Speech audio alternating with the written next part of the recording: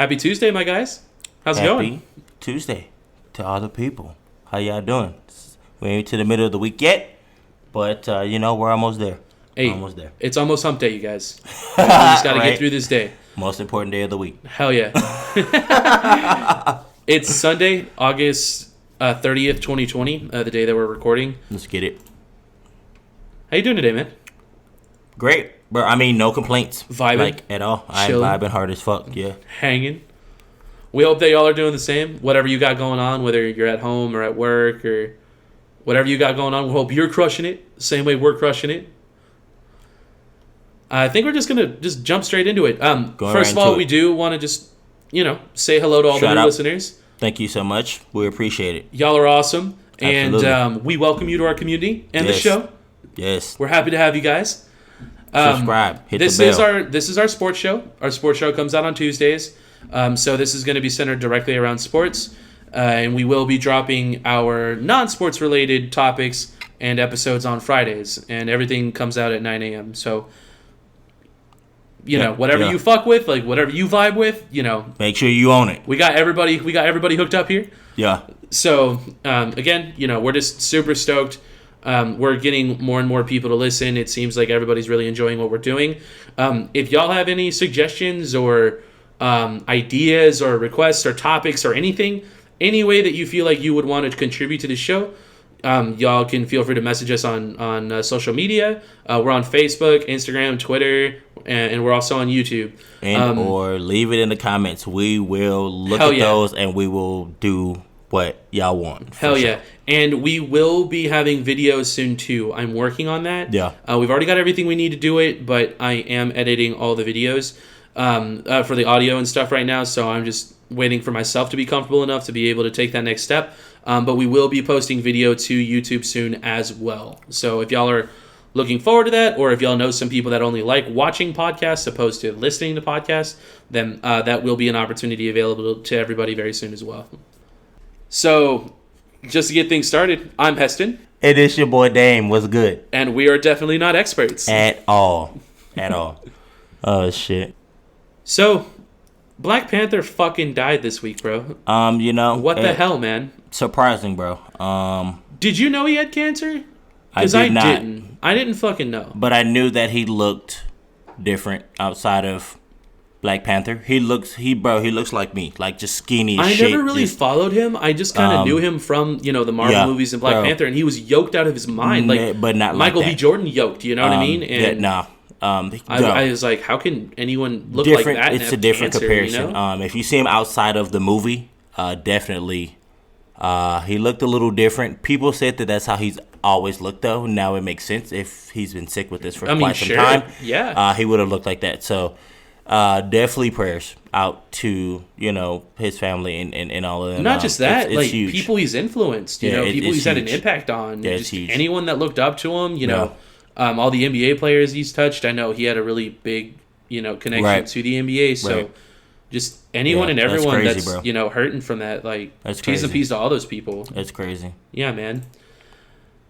Kind of sucks to start off with that kind of vibe, but I feel like it was appropriate. We have to acknowledge that. Or, we could give our shout out to Boswick. Boseman? Huh? Oh, yeah. Good, because he also passed away, right? Man, dude, they had all three of those guys up there during that tribute, man. That's what I'm saying. I want to give him a huge shout out because I am a huge Avengers fan in a way. So it's going to be a little odd seeing how they carry that along, but he definitely should get some big ups. So the Boseman thing, right? I wanted to talk to you about that. Yeah. What do you think is going to happen? So, they already had a Black Panther 2 scheduled, and, Black Panther was supposed to be, one of the next big guys, in the next phase of Marvel. So, do you think... this is what I think, right? I think what they're going to do is they're just going to make Black Panther, a female, and I think they're just going to make it his sister, from the show. From the movies, I should say. Which makes the most sense, I think. They could do it that way, or they could, if they've already been shooting a little bit, they can, have him... They can always CGI, make him just pass the torch on, to... I didn't really think about that, because as long as he's in the suit, It's all CGI. Or right, they can CGI it. So they could do like a Carrie Fisher Star Wars type thing. I didn't think about that. That's a good idea. Carry it over in a way and just make either another one, or do we just say now we're done with it? Dang, you think they could just drop it? I don't think they should. I don't think they should. It's supposed to be a huge phase. Now that you're losing Iron Man, you have to. And Captain America and Thor's kind of out too. Like he's going to be Guardians, but Thor is going to now allow the girlfriend that he had, not the last movie, but the movie before that. She's going to run it. So Thor's still pretty Valkyrie, good. right? Right. Yeah. They're going to let. So Valkyrie's a part of it, but his actual girlfriend that he had, the 2 movies human ago. girl. Not Valkyrie, but the human chick. girl. Yeah. Right. Yeah. She's supposed to run some. So. Oh, really? I didn't even know that. Yeah, she's supposed to be like the take her over-ish kind of shit. I mean, Valkyrie's there, of course. We saw her take over within Avengers. Sure, yeah. But the main shit was supposed to be like the girlfriend was. Oh, that's kind of cool. Right. I mean, so that could be kind of cool. I mean, I'm pretty sure Chris isn't that happy with that, but I mean, fuck it. At the end of the day, I mean, what can he do? I mean, he's still a good enough actor to bounce to other movies, but sure. Yeah. I mean, this is gonna hurt. This is gonna be huge. I mean, his sister. She's smart as fuck. Yeah, she's already like a genius. Technically, she puts a suit on and she's like a badass. I don't know. I would just bring another character, maybe one that was already on it, preferably. Well, that's what I was saying. That guy from Get Out was like one of the main tribe leader dudes, and also the other dude who was like the big buff one. He fought him, but then he stopped. Yeah, and then he was on his team. Right, and then he was on his team, so he could become the leader now. That'd be interesting. They want to run it. I mean, but I would hope they would have shot something by now. So they should have something, bro. And they can kind of string it together in a fashion. Within that strand and span it off to just where kind it's of like move it along. Yeah. I mean, it still sucks, but definitely prayers and all that kind of stuff out to his family and definitely anybody who supported him that's feeling, Oh, yeah, for sure. For sure. Yeah, for sure. Okay, let's jump into Lakers Clippers because I know you want to talk about that. Got to give love to Kobe, though. Yeah, before we jump, for sure. We're on that. Yeah, shout out to Kobe. It was his birthday this past week. He definitely gets love. Yeah, without a doubt. I didn't see the post his wife made. I'm sure it was. I looked at very nice. Like the kids, they went out, they took pictures and stuff like that. So it was really nice. Still a huge shocker. It's weird. Cool thing, dude. I think about death a lot, man. It's weird. Like when intense. It happens, it's shocking, but then you kind of just get used to it. You know what I mean? Yeah, Which is and that's weird. the part that's crazy about it. Yeah. Lakers did win that day though. In demolishing fashion, they beat the fuck out of them from beginning to end. It was really close, and as said, 24-8, very significant and super sentimental to anybody who's a Kobe fan watching that game. Seeing 24-8, even though Lakers were beating the shit out of them, that's still cool. That was 8-24, which initially his last couple of numbers he had. Yeah, I think the Lakers kind of dodged a bullet a little bit with Dame hurting his knee. I think. Yeah. After that happened, I think we all knew all right, this is it. Let's go ahead and just wrap it up. The moment that Dame tore his knee, I think they should have just been all right, let's move on. Yeah, I mean, I personally thought that they were going to opt out as a team to just not even play the rest of it and why just risk leave. The injury, right? Because you have Carmelo McCollum still. I feel like McCollum's going to sit out because he has a broke bone in his back. Right, he's been playing. He's already hurt. I was like, McCollum will sit out and maybe Carmelo will run it by himself with Nurkic and. At that point in time, you should just stop. Yeah. Now, they put up a very valiant effort. They made it close in that last game. But if you watched it, you could clearly see the Lakers just kind of let them kind of teeter and sit there, and then it was go time. Yeah. It was go time, and it was just game at that point, and it was too late. Lakers did go time, and then so they did a mass sub. Okay, we're gonna take everybody out. This game is just over.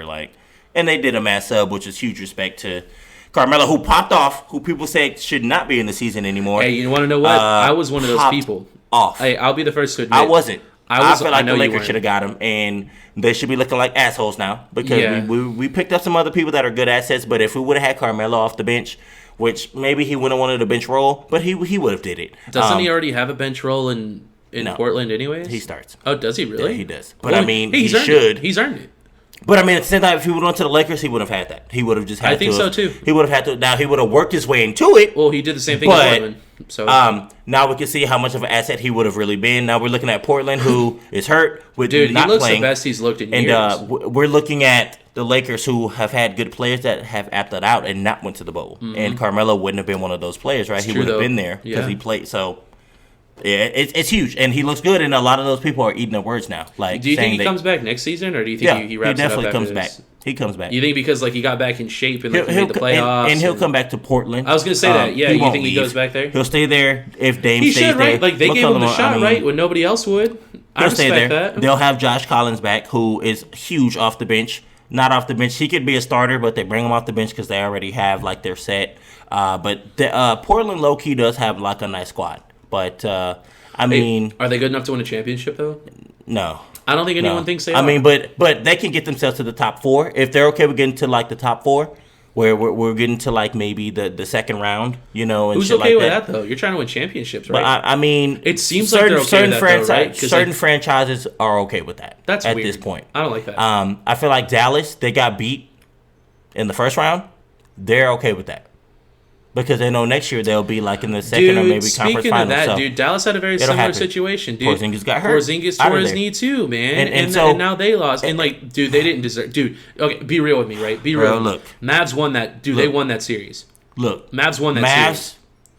To me, they're better than the Clippers right now. When Porzingis got kicked out of that game where he got sent out for the technicals, Dallas was winning that game handily, and Luka still kind of almost kept that game still within Dallas. That's right. It was Dallas. And the other game they lost is when he got hurt. Technically, this would be a 3-3 game right now. If at least they would have won too. And dude, how about that dagger that Luka put away on a sprained ankle, and bro? people try to talk shit about him, but dude, for real though, he's legit. Dude, dude, holy shit, he's legit, bro.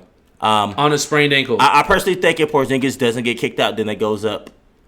At least I think Dallas goes up. I think if that time it would have been 2-1, it wouldn't have been. It would have been 2-1 at that point, and then they won the next game, so it would have been 3-1. It would have been insane, right? Because then they won the game after, right? With Luka with the step back, right? That's looking almost insane for the Clippers to come back from a 3-1, right? And they wouldn't have in the bubble. No way. That's tough. No way. That's tough. So I'm gonna be real, dude. I've been hyping up Kawhi, like just like being with the Clippers and stuff. I'm telling you, bro, dude, the Mavs should have won that series. He's not what people are saying, bro. And I get it, analytics and what people saying, but dude, him and Paul George have both been playing like dookie this series. So Paul George couldn't make a goddamn shot. Did his average? He was like 30 plus. Yeah, but Paul George looked like shit. Paul George, like they say, looked like George Paul. Like he didn't show up. Now that last game before this one, he did come back a little. They let him come back and just like shoot everything. Yeah. So of course he should have 30 points. Like, but come on, dog. Like. My biggest thing is we know Kawhi and George can score, but y'all say that they're the best two-way fucking defenders that ever played since fucking Pippen and Jordan, right? Hey, we gotta look at it. We gotta look at it both ways, right? Like we are in the bubble, so like things are weird. Bullshit. Defense, no. Look, if they're the best guys, why Luka popping off on them like it ain't shit? Well, living in the paint every day. Luka's a bit of an anomaly. This is what I want to say. He's a bit of an asterisk, right? A little bit. Yeah. But let's tone it down on Paul George, who makes it to the playoffs every time but always gets dusted, doesn't do shit, and let's chill on Kawhi. Kawhi has won, but in fortunate circumstances. Let's be real. If Golden State, Kevin Durant does not tear his Achilles, or Klay Thompson shatter his fucking knee, Toronto gets fucking mashed in like 5 games, if not a sweep. Probably. Let's be for real. Yeah, we can be honest. LeBron played that same team the year before and got dusted. Yeah. Not as bad. Kawhi would have went through the same fate, but since they got hurt and Kawhi wins, now we're saying like Kawhi's the ultimate denominator, and he's not, bro. Let's be real. Mm-hmm. Kawhi also sits out half of the fucking season when other players play the full thing. Right. So of course that should also have him in better shape going into that kind of shit. So there's so many things that factor into it, but Kawhi's good to me. We just need to stop saying like, is he the GOAT? He's not. Is anyone actually having that conversation? Yes, bro. It's a thing. Kawhi is the best player right now. And I'm like, if we're going to be real. The best player right now and the GOAT are two different things. Like, right. They're saying both. I think there's a conversation to be had about him being the best player right now. No, it's not. But I don't think he's done enough to be in the GOAT conversation. Because LeBron is still the best player in 17 seasons. KD is hurt right now. If KD was not hurt, we would not even be talking about Kawhi as the second best. KD was my best player. That's what I'm saying. We would be talking about KD or LeBron. It would not be a Kawhi Leonard thing right now. He'd be up there. Now, but I think there's like a tier list. Like it's like one step This is down. the only thing. We have to hope that KD comes back next year. Yeah, I was going to say that. We don't know if he's going to be the same. Does not affect him, right? Like it did with Kobe. He is a shooter, though. And, I mean... We would hope he comes back like a Rudy Gay from the Spurs. Right. Not like a Kobe who never really got it popping back off since after that. Sure. So I would hope that he's more so to that. Now, I'm going to be real. If he's not, people are still going to say LeBron is. Until LeBron retires, it's LeBron. After he does, who do you think's the next Luka. Luka? Because I think that's Luka fair. already right now, bro, is doing some crazy shit. Like Kawhi shit. Yeah. Now, except for the defensive shit. He's actually a little bit better offensively than Kawhi. He might be. So, I mean, the way he drives the paint is like that's insane. him being, what, 3-4 years his step younger? Back is nuts. That's him being 3 or 4 years younger than Kawhi? Uh-huh. So, when he gets to Kawhi's age, what the fuck is he going to look like? That's what I'm saying. Nutty as fuck, bro. So, if we're really talking about real players, like, that goes back to Giannis. I get it, bro. He's good. He's the most dominant player in the NBA. I will give him that. But MVP and Defensive Player of the Year, I'm going to have to rein it back a little bit, bro. Just a tad.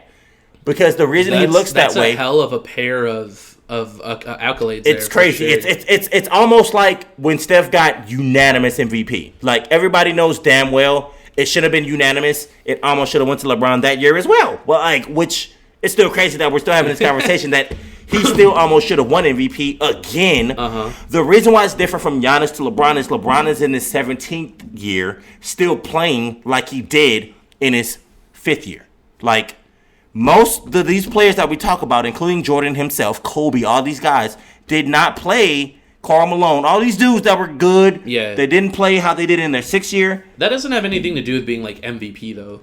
It does if LeBron is still doing it for this long. And the impact on his team, he's the best in the West. People said he's in the East, they're weak as fuck. That's why he's first every time. If he went to the West, he couldn't do it. Now, that's a conversation to be had. This is what I'm saying. So I have facts. LeBron should be MVP. He went to the West, who had all these stacked teams that they said, right? He's still number 1 on a healthy season. He went, right, and the Lakers were like number 3. He got hurt. The Lakers dropped all the way out of the fucking playoffs. Then he came back for like a game or two to try to make him get back in, and he just couldn't do it. But we blamed him for that. All I'm saying is you're talking last year, right? Yeah. So all I'm saying is now he's there with a foot. Now he has AD, grandly noted, but he still took a team in the West number 1, like he's always done in the East. So we could say the East was weak and the West is better, but he just did the same shit in the West. Giannis is still sitting on the East though, with not LeBron over there. LeBron's not over there anymore. There's a couple of good teams over there, but the West is definitely... Come on, bro. Like, all the teams that are over there, who's really, if we just break it up into conferences, who's really the best player on the East? Giannis by far. Yeah. It's not even a question. Then who are we going to say? Embiid. Yeah. Then we get into Jimmy Butler. Then but Giannis by far, right? I mean, not even by far, because I think Embiid, to me personally, it's kind of better than I think it's a close Giannis, one, too, but I think Giannis is the clear number 1. But if LeBron's over there, even right now this year, who's the best player? LeBron. Like, now, when we look at all the teams that Milwaukee plays, like, Giannis does so much that makes him look like Defensive Player of the Year and MVP, but in the overall breakdown, if Miami beats the Bucks this next series, which they're already leading. I want to ask you about that. They're already leading. So let's move on to that, right? Bro. So, like, do the Bucks suck? Or do we? Yes. Or did we not give Magic enough credit? Because I'm gonna be honest, dude. Bro. The way that the Suns kind of earned my respect, Bro. like the Magic kind of earned my respect too. Because like, here's the thing, right? Bro. They won 4-1, but it did not look like a 4-1 win. It looked like mediocre. Yeah. And I'm telling people, it looked bad. Y'all said the Bucks looked good, but they mediocrely looked good against a Orlando Magic team who was short Aaron Gordon, who is one of their best players. Like, right. So how is Milwaukee really that good? Like, I mean, like they really gave them a run for their money. And like it looks like they dominated because it's 4-1, but it's like it was. If you watch the games, it wasn't like that, bro. No, not at all. And they got dusted that first game. They were getting ass whooped. They got whooped. Yeah. Like, I just think it's hilarious that nobody talks about how weak the East is anymore since LeBron isn't there anymore. Now Giannis can just run everything, and nobody mentions how weak it is now. Yeah.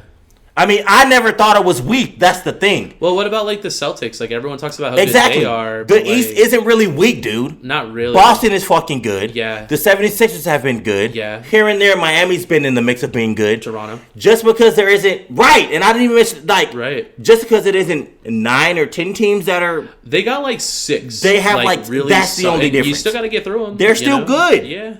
Now, they're not as good as the West, but they're still good in their own respect. We can't say the East is weak. Not anymore. You know? I think we used to be able to say that. We can only say that when LeBron fucking went to fucking 8 championships in a row. Then it was only relevant. Now it's irrelevant. Like, nobody says Giannis had a cakewalk to MVP or Defensive Player of the Year. Now we're just saying he deserved it. How? Because he's 1-2 against Miami. And I feel like Miami is going to beat them. Miami was my pick. Miami's going to beat them, bro. I think they're going to whoop the Bucks. And so, let's do this. Hey, let's make our picks. Bro, look. Let's make our round 2 picks right now. We can make them right now. Yeah, let's make them right now. Hold on. Bro, look. Hold on.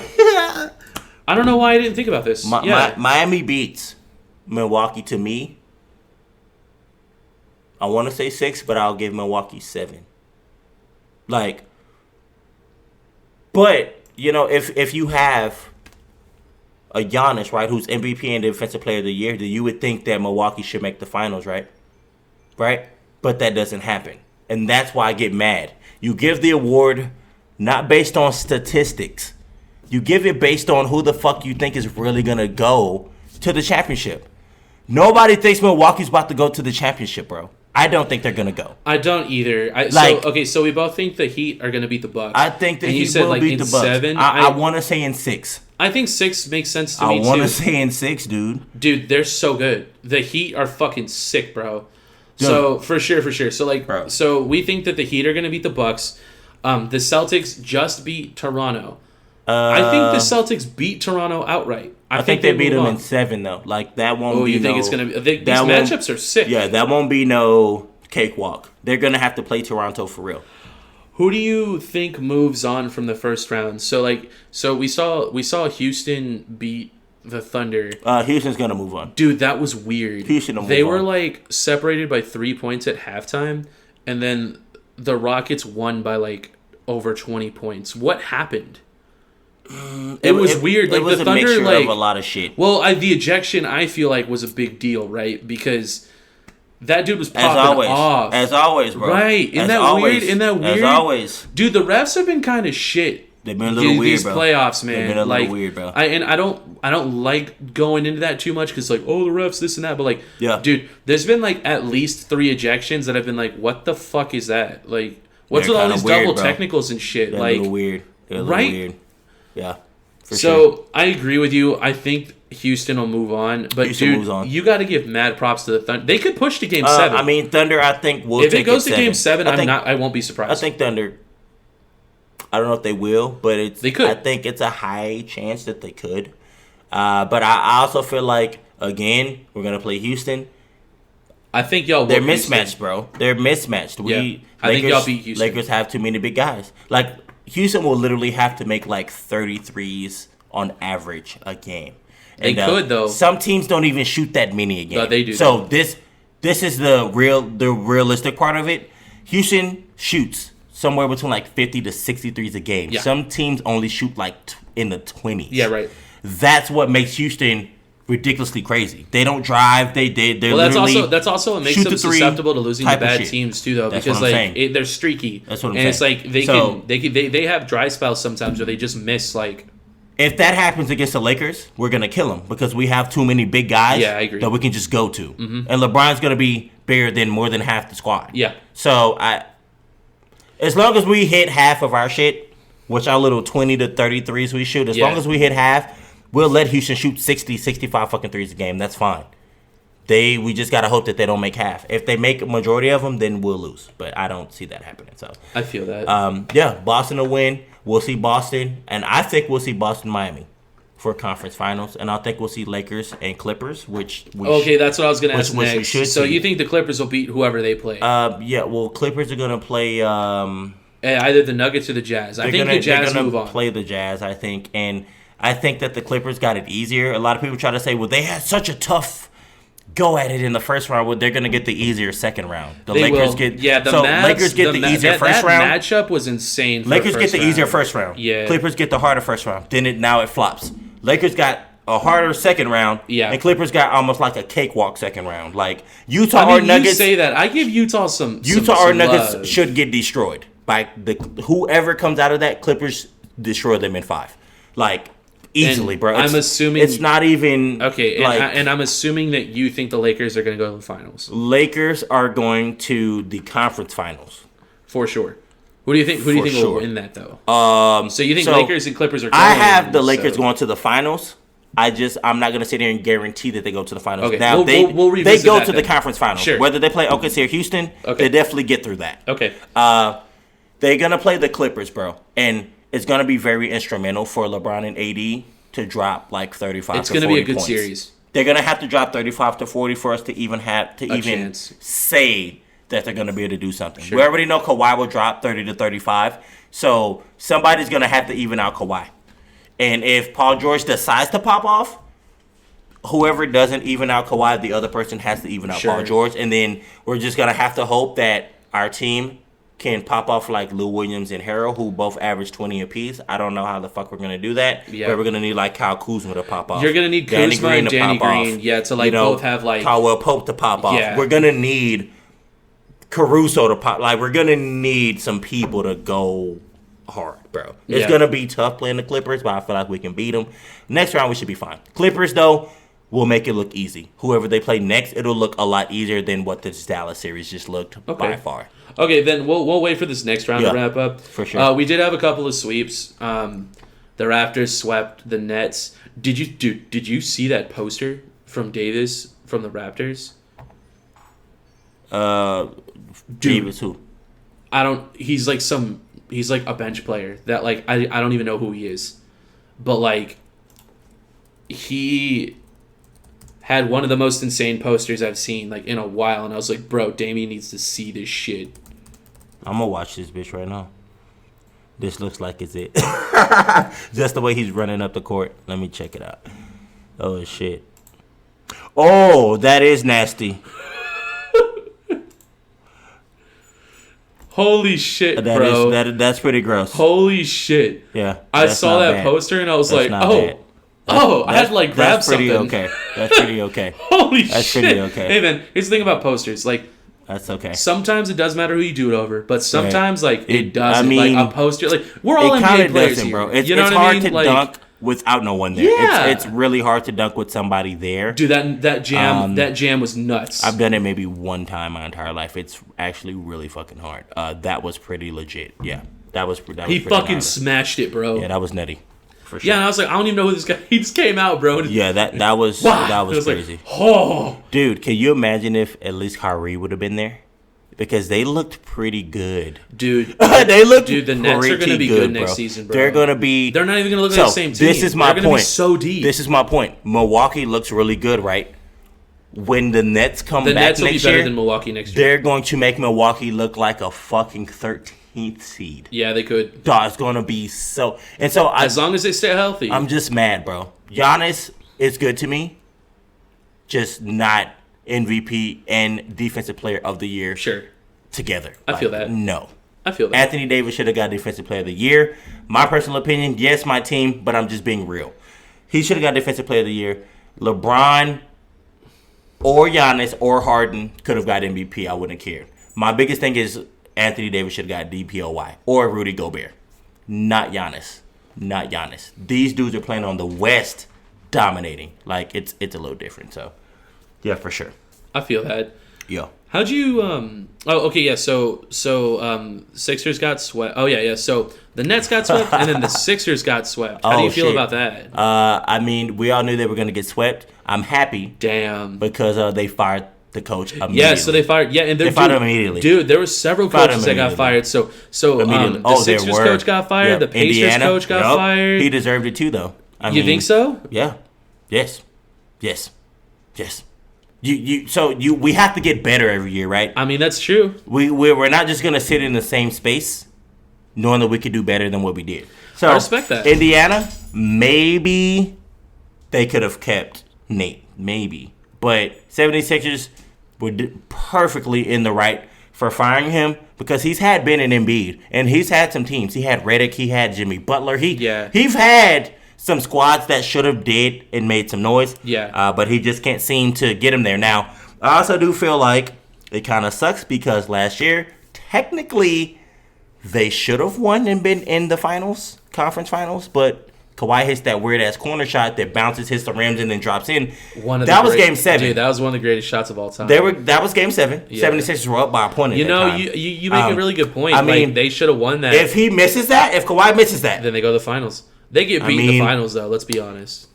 I mean, they do, but in a way, you still made the finals. You make it, so that's different than not ever getting there, which you never do. That's true. Maybe there's a different perspective. I guess that does get kind of lost in translation. And he's still hired right now if Kawhi misses that shot. Sure. Kawhi makes it. You get swept this year in the first round by a team that technically Embiid should have been able to beat kind of by himself.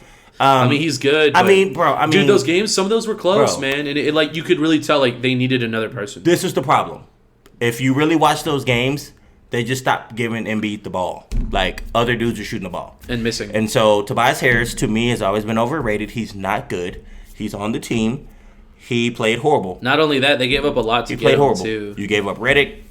Jimmy Butler's gone. I mean, you get Tobias. And then, out of Tobias, you maybe have Richardson, who people don't even know what Richardson I'm talking about right now. But that's what I'm saying. I mean, there's nobody really there anymore. Yeah. So, bro, in the key moments, bro, they couldn't get Embiid the ball. And now nobody's going to stop Embiid, bro. I don't care what team you are. You're not stopping Embiid. So, as I told you, bro, we talked about this a couple episodes ago. Embiid said he's not going nowhere. They said Embiid's not getting traded. Ben's not getting traded. They're keeping all their assets. This is not a breakup move. We'll see right now. We'll see. I feel like Embiid at some point in time. Everyone says all the right things until shit starts to happen. At some point in time, Embiid's going to wiggle his way over to Miami. Whether Miami has to give up Bam, and they got to give up, some big pieces, it's Embiid. And if Embiid with Butler, I don't care. Here's a thought, that's right? nasty, So you think that happens, that's right? That's nasty. What happens if the Heat make the finals this year? Maybe they don't want to make that trade. So maybe they're already happy with their squad, They don't make the finals, but if they do, I can tell you right now they lose. So then they're thinking, who would be that extra piece that could put us over the hump? But would giving up some of those other pieces for like that one piece, like would that be worth it though? Yeah, for sure. So I would give up Bam. Bam would be a part of my trade. Bam was like a candidate for Sixth Man of the Year. He's great. I actually don't know if he won it or not. Yeah. Or Most Improved. He's actually really good, but it's Embiid. And Embiid is better than Bam. I guess that actually is kind of a good trade because you're still getting a really good value player, and Embiid doesn't want to be there anymore. So. Embiid is not old. Embiid ain't old. He's like 24, 25 or some shit like that. He just didn't play his first couple of seasons, so everybody feels weird about him. Technically, players' primes are like 28 to like 30. He's a big man, though. That's a little different, right? It could be if it could. Fortunately, he hasn't had a lot of injury issues since. Has he? Yeah. Okay. Like huge. Like injuries where he sat out for years. Like he's no. That's what I'm saying. Since he's been the back, big one, he's been okay. This is what I'm saying. He's been, but which is promising. Right. Like he's been in the league for a few seasons now. He seems like he's doing okay. Even though big mans are out phased now, he's like an exception. I was gonna say that. No, what I was saying though is just like the lifespan though. Like, is their prime similar to like someone who's not in the paint and someone who's not carrying all that weight? Their prime's probably a little earlier than later, and their window's probably a little smaller. Right. But I feel like he's still well within that window, though. So it's still worth the value. Embiid, if he doesn't get hurt, as long as he keeps playing the way he plays, if he gets the right team, he's still good for another 5 years. At least. Like, honestly, they talk about the banging around and this and that, but he's like a big dude. So he bangs more people more than people bang him. Sure. So he initiates contact. He's okay. Yeah. He'll be fine. And if you're initiating the contact, it's a little easier to take than if you're getting it. You know what I mean? If he ends up leaving 76ers by any means or 76ers get like somebody like... So what I was saying was it would have been nuts if LeBron would have went there. Because Ben would have left. He would have kept Embiid. Shit, yeah. He would have had Jimmy Butler and Redick. Dude, what a squad. Like Tobias wouldn't have went, right? Because LeBron would have been there. But LeBron just with those three people... That's a monster team. Like... They would have by far killed the East. and by far would have competed with anybody that was coming from the West. I don't give a fuck what you say, bro. Yeah. With Redick on the 3 to shoot, with Jimmy Butler on the defensive side, and bro. Forget about it. Would have been nutty, bro. It would have been fucking nasty. I feel that. Yeah, for sure. Speaking of like all these, like, so how many coaches is that now? Like 6 that have been fired this There's a lot. It's a big offseason, like, for coach openings. That's what the bubble does, though. Brings everything to a reality. Maybe and that's true. Yeah, like, hey, like, this is who we are, right? This is like, what it is. No adrenaline, no fans. Yeah. So this seems to be a conversation that happens every offseason now, and I don't know why. And it may not be a conversation for us too, but I wanted to ask you: do you think Pop goes anywhere else? No, I mean, people they keep talking about him going to other places, but like, I think he's been in San Antonio for so long. Like, that's it. Like, I don't think he goes anywhere else. So this is what I'll say: 2020 has by far been the most exciting, catch me off guard type of year I've ever saw. That's true. So I mean, maybe. I guess it's on the table in 2020, right? What if we see him just go to the fucking Nets, bro, with Kyrie and Durant? That's what they were saying. They were saying that he could go to the Nets. It would be bizarre. Just like I don't feel like is that type of coach, Durant though. and Kyrie can function under a Greg Popovich type of coach, which is why Greg has never had those type of players in San Antonio. Well, I was gonna say, I'm just saying, like, it feels like the way Pop runs his operation is like, this is his home, this is what his team, and like, y'all can come play here. This is what you're gonna do. Yeah, and then like, that's it. Right. That's why we don't see heavy hitters down here. Right. We got lucky with David. Tim came from Wake Forest. Tim was still not that big guy. He was good, but he wasn't that. He was humble. He was the humble, more like, He's still humble, which is so cool about him. And so that's what it was. Greg likes those type of players. Greg will never have like a LeBron or Jimmy Butler. Like a Jimmy. Right. He won't have those kind of players, bro, because those kind of players at some point in time will be like, I know what the fuck I'm talking about, so I'm also going to do what I want to do on the court. Well, you have to wonder, too, right? Like, about him going to other teams, too. Like, who's to say that other owners would give Pop that kind of control? Like, Pop doesn't want somebody else, like, trying to tell him what to do either. That's the problem, because Greg demands that. Yeah. And to me... And he's already got that here, so, like, why risk, like, losing I think Greg is... I think he's coaching here or he retires. He's the all-time best coach that we've ever seen. I mean, you could say it's a debate with Phil Jackson, only because Phil Jackson has a little bit more rings, but Greg has a nice amount too. Yeah, so, he's got five, right? Yeah. Phil also had like Jordan and Pippen and shit like that. We could kind of argue it. Greg's had some people, but I mean, you compare it to those not guys, like no Jordan type, And Greg has still almost had the same success. So I mean, I would give it to Greg as the best coach ever for the NBA side. So I mean, I don't see him leaving because all that happens is. I'm so hyped he's coming back because he's really close to breaking the all-time like win record. Right, it's gonna be insane, dude. He just needs to stick around for a couple more seasons. I don't think he'll leave, and he can get it. I thought he was gonna retire this season. I thought like with Corona, like missing the playoffs, I was like. But this is a way to end it. And what I keep telling people, because people hate on LaMarcus Aldridge. Well, things changed when his wife died. Things changed when his wife died too, though. So I was like, what? Like that's crazy. But the other side of it for me is like basketball's always got left. It's the way I look at it. Spurs will be in the playoffs right now, not Portland. So? I thought they played better without Aldridge. No. And I'm not even going to have this conversation. I've always called him soft and said he was trash. Okay. To me, DeMar's been the one that's been trash. Okay. And LaMarcus is actually hooped for y'all in the playoffs. To me, which is the most important. You make a good point. You're right. In the season, LaMarcus looks a little whack. He's inconsistent. In the playoffs, though, he was popping off 40-point games, and DeMar was playing like a hoe. So you're right.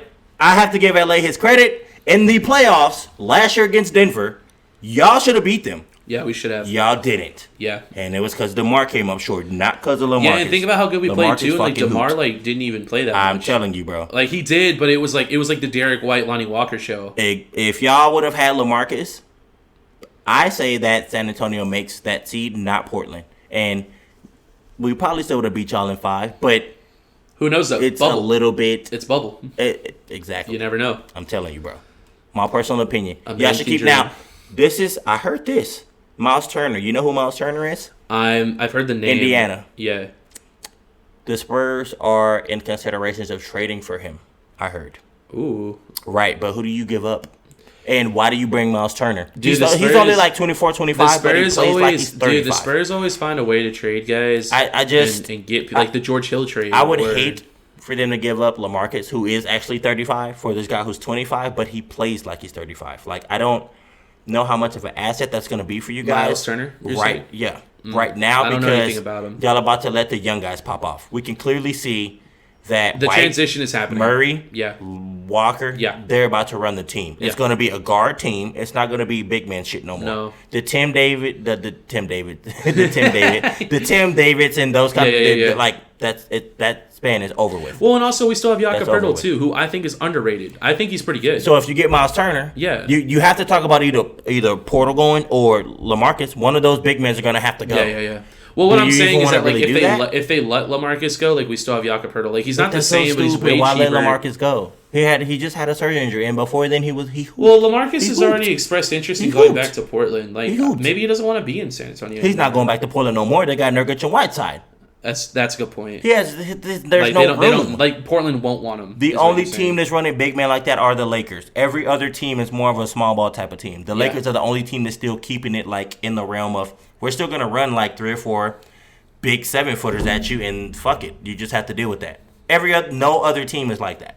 Yeah, so it seems like the new normal is like everyone's got guards. Like, well, maybe guards. The Mavs they got Marjanovic and Porzingis, but they don't run them at the same time. You know what I'm saying? Yeah. You know what I'm saying? And Porzingis for the most part plays like more of outside. He doesn't play like the big man role. Really. He shoots jumpers and threes. He'll get rebounds. And he'll slam it here and there, but he's going to shoot some jumpers and he's going to shoot some threes. Sure. You know what I'm saying? But I mean, you have Luka, who's going to just dribble in. So if you just roll with him, then you get more layups. Yeah, but you don't play down low. No. You get more field goals down there only because of Luka, though. Right. So, like, not many teams do it. So I don't see him going back to Portland.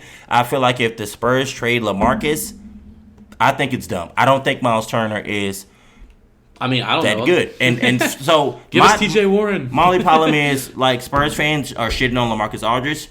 But Spurs fans are showing that they're happy for Miles Turner to go. And Miles Turner is literally not even as good as LaMarcus Aldridge, if not average, or the same. So, to me, it doesn't make any sense for people to talk shit about LaMarcus, but trade LaMarcus to get just like an even player. I mean, if he's 9 years younger, that's kind of like the Kawhi situation, right? Everyone was like, okay, get Kawhi at a time. And then like, oh, DeMar. And it was just like... It's just, I just don't...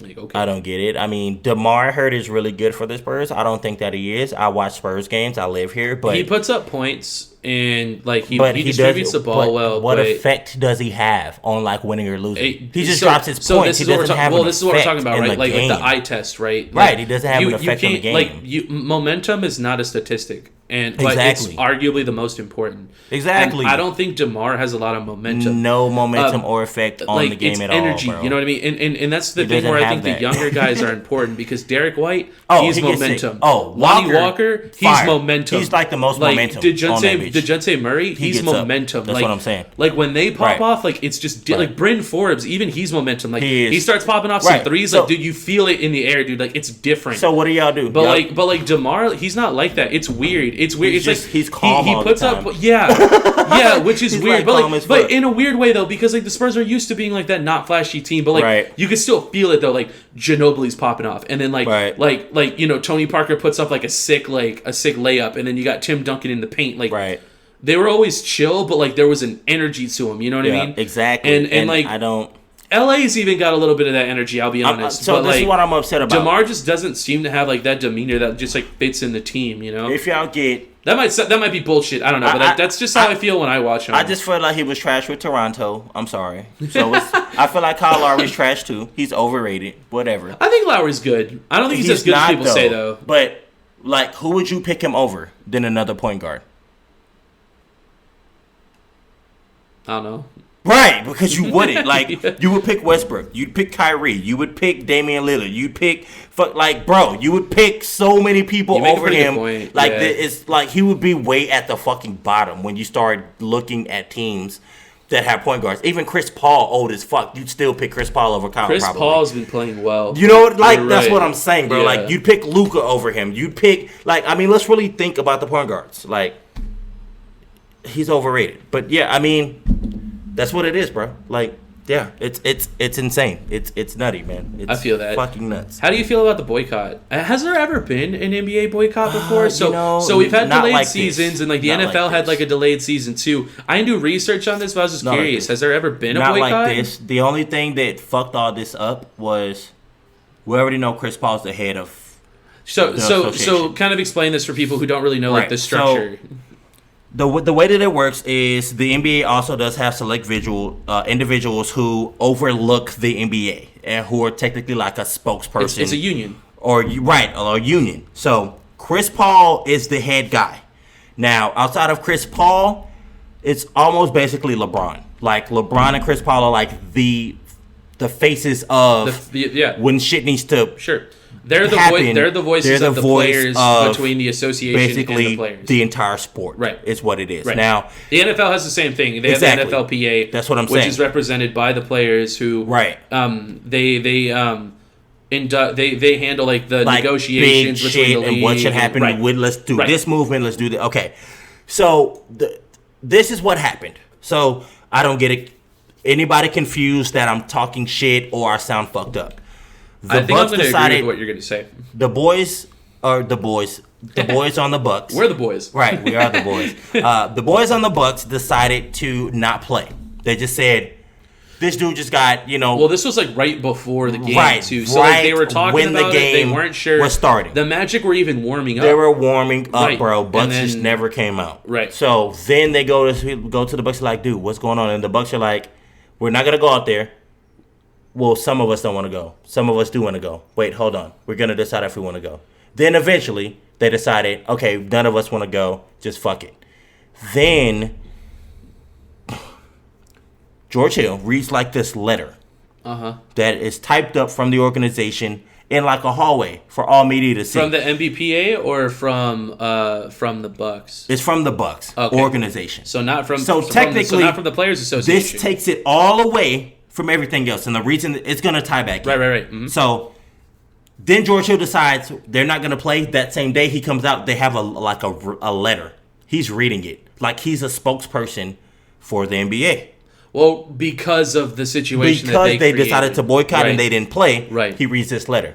Then what happens is NBA then just says none of the games are going to be played today. Which and on me, bro, I'm gonna be honest, I did get a little pissed because with this movement, we're more so trying to say that it's equal right to everybody. Like, don't decide what's right or don't decide what's wrong. Just be fair to everyone. Yeah. So I didn't feel like it was fair for the NBA to come out and say, no more games are getting played today because of the Bucks said they didn't want to. The thing that I thought was interesting was that, like, I heard conflicting stories. So then people started telling me, like, no, Damien, like, the team said they didn't want to play. Well, I heard that, I think that's where the miscommunication happened, right? Because Paul and LeBron James were in the background, like, coordinating something. Exactly. So it was like, it wasn't that the other teams didn't want to play, it's that, like, this was happening the way that they didn't discuss. So now it kind of forces. Right, so it fucked everything. It forces the hand. Right. So instead of, to me, the NBA saying, do you guys still want to play or not? The NBA just is like, nobody's going to play. Right. I don't really feel like that's the NBA's decision to make. Right, and that's kind of why, like, the whole jersey thing was weird, too, because it was like, you could put, like, whatever you want on your jersey to represent, like, BLM and everything. There's a limit. You can only do this, though. Right. So and now they're like, okay, so, like, now y'all can't play because, like, these guys, it's like, we don't really need you to tell us what to do. Just let we're us all grown do it. fucking men. Like, let us handle this. I personally feel like the Lakers still would have fucking played. That's just my personal opinion. I think the Rockets and the Thunder LeBron does so much shit, and Chris Paul, all these dudes that are like the heads, they do so much shit outside of whatever little bullshit Black Lives Matters is written on a court, and people having names on the back of their jersey. Yeah. They do more outside of that they still would have played. Well, here's the thing, right? They both would have played. And they both would have gotten post-game interviews too, right? And at that point, they could have used that platform to explain the situation and like clear things up. There's other shit that we can do other than this, right? So this was the problem with it. The Bucks decided to do that. Yeah, they fucked everything up with their choice. It fucked everything up because Chris Paul and LeBron and other people in the NBA are already kind of trying to develop a plan of boycotting already anyway. Right, they wanted to be organized to where it's multiple games in a row, not just in the moment. Oh, so that was what the plan was. It was supposed to be a full-on, Jesus, fuck this shit. The Bucks jumped the gun, and now, since the Bucks stopped, then the other teams are like, well, if we play, we're going to get shitted on tomorrow. It's true. Because every single sports show is about to be talking shit about. That's true. Everybody gave respect to this guy. They played. And and they're going to bash him. So then now you force every single platform, every single team on whatever it is to not play today. When the initial plan was supposed to be like that, but multiple games, not just one or were not they just trying to 2 days. cancel the playoffs, or were they just trying to make a point? Not necessarily the playoffs. It was going to get to a point in time where they were going to make a stand. Sure. Now, and then once they have enough people's attention, so, like they'd make a statement. Think about this, bro. Let's think about their plan, right? Sure. If I were to do their plan, to me, the best point of doing that would have been to boycott like the finals.